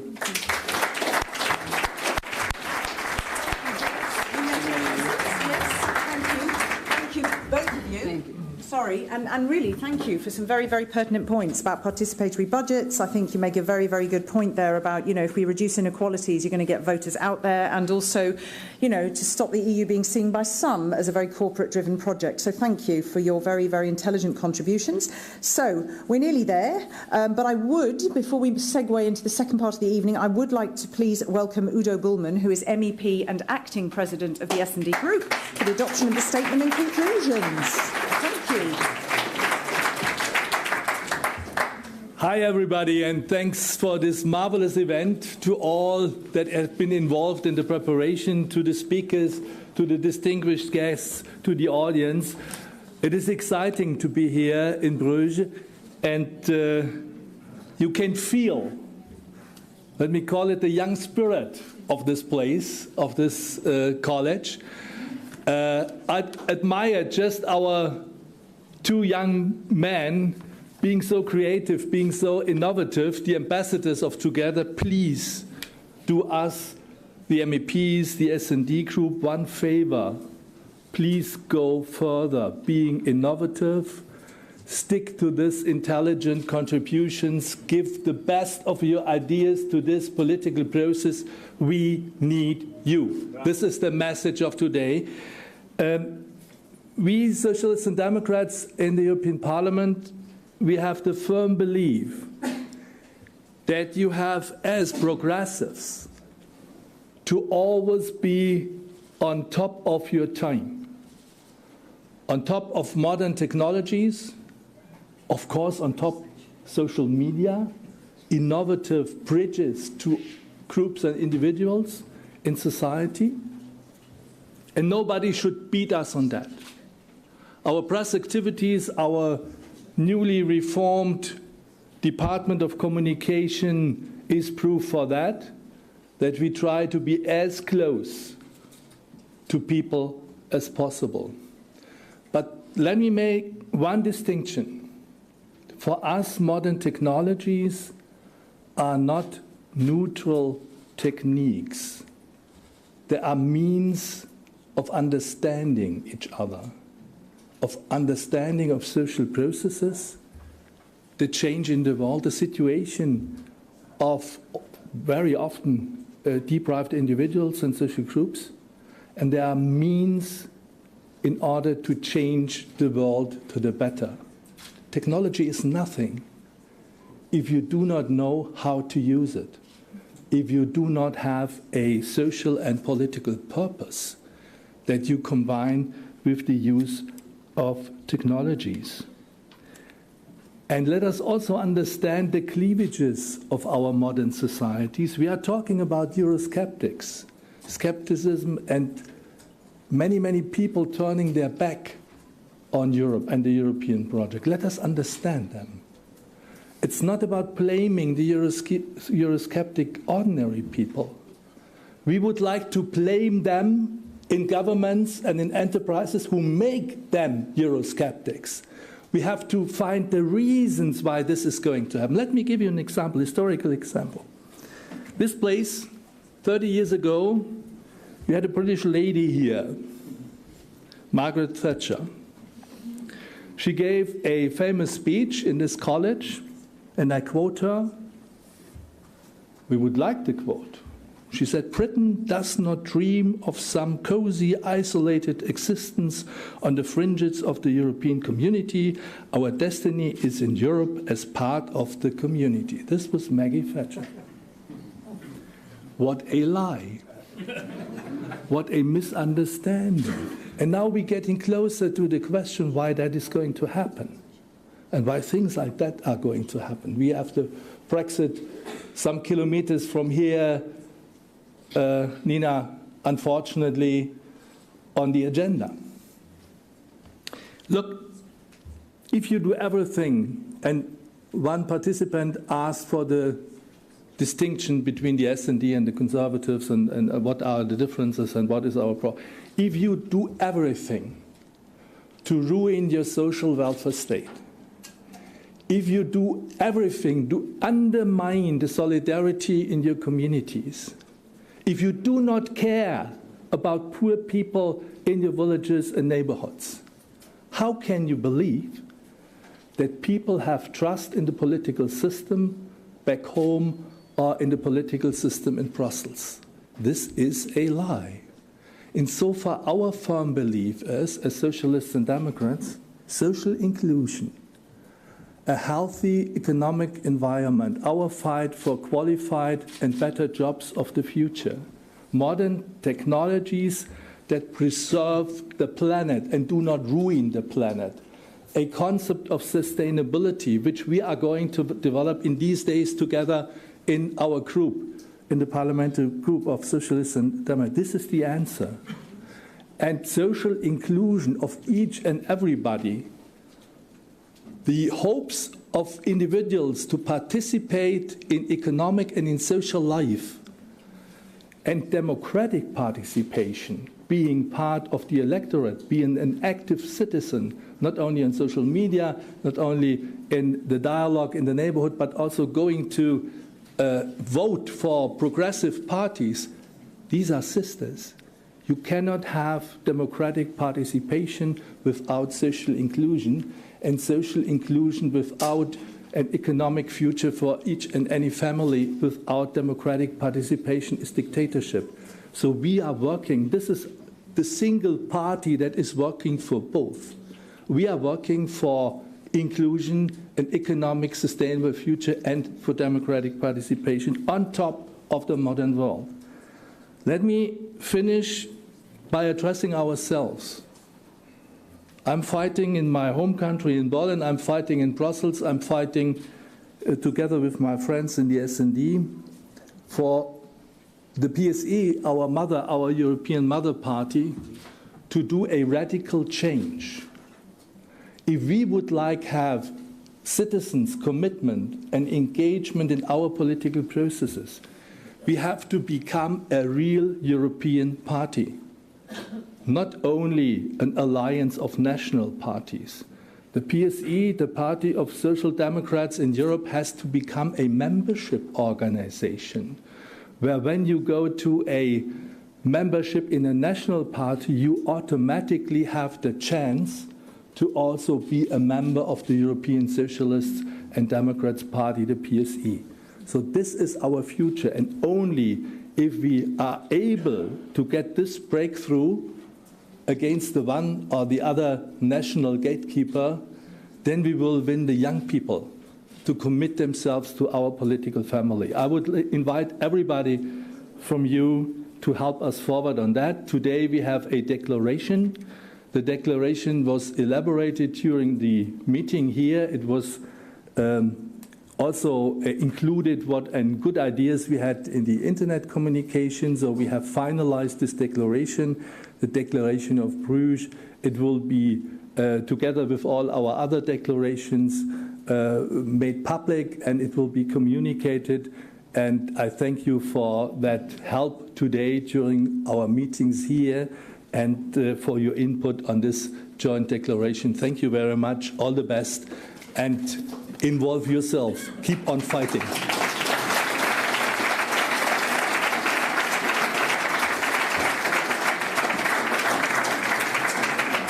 Thank you very, very much for your final words. Thank you in particular for, I liked what you said about social and political purpose has to go in line with knowledge of technologies. It's no point in having the knowledge of technologies or absolutely not known technologies without social and political purpose. And of course, social inclusion goes hand in hand with democratic participation. Thank you very much. That concludes the first part of the evening. The night is still young. We are in Bruges. I had to ask this when I wrote this script. Who in this room has not seen the film In Bruges? Seriously? Oh, I thought I would have no one raise their hands. Okay, so that means more merriment, more stimulating conversation is in order. Please, just a moment, before you grab your coat and run for the door and run for some air. It's a 5-minute walk, by the way, to the dinner venue. Can I just say some very important thank yous? That's important. To all our wonderful, wonderful speakers for taking the time and trouble to come here and download the contents of your brains, and every second be whipped by me into finishing. So I really, really appreciate that. Can you please give them a warm round of applause again?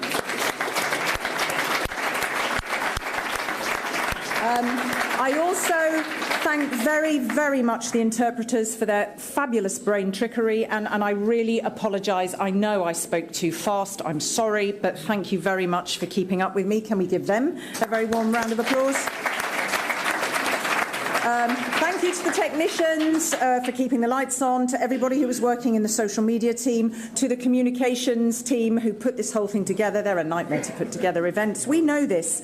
Thank you very much to you, our live and virtual audiences, for turning up and tuning in and not tuning out, and for all of your contributions. We really do appreciate it. Can I just ask, who in this room has a nugget of something new to reflect upon, or goes away with some level of enthusiasm? Raise your hand if there's something you heard that was new, that you can think about, that you can pass on, that you can be a valuable multiplier. I don't know why I said that in American. I'm very sorry, but I did. Okay, great. Just one last anecdote from me, and then I think you might sing and have a photo. One very important thing, kind of in answer to you, sir, and forgive me, I think you said about connecting with people on park benches and in buses, but I might have slightly.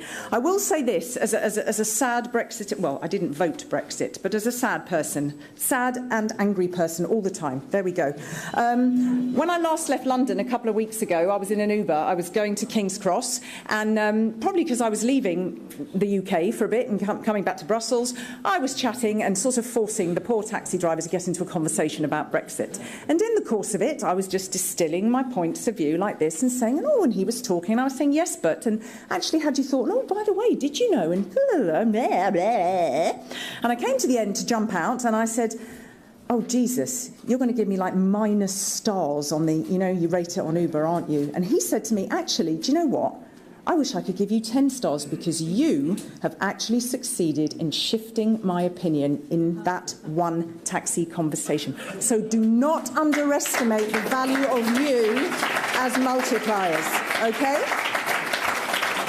That's it. I think now, is there photos and singing? Does everybody need to stand? Everyone come, speakers to come forward, please. Can I just ask a warm applause for Katrina for her job? Wonderful done today. Thank you very much. Speakers come to the front. And discussants. Speakers and discussants and panellists and everybody. And together ambassadors and everybody. Who is everybody? Can you come here? Thank you. Come forward. Thank you. Push the chairs in. You have to do 2 rows. Yeah, tall people at the back, small people in the front. Tall and small. Yeah, I think you can go in the front. Hi. Right. Come a bit nearer. Yeah, move along to the even. Yeah, double row, go in the back. Tall people in the back. Tall people come in. And turn to the side. You have to do like this. Turn in. You have to do the Miss World. Miss World. I'm good.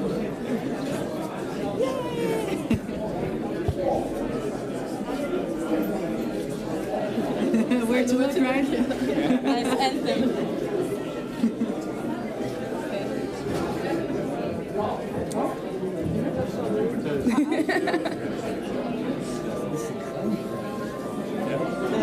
Okay. If you would sing, one more. I'm in the European Council. Okay, you are released. You need to grab your coats, and it's a 5-minute. Oh, it's a 5-minute walk.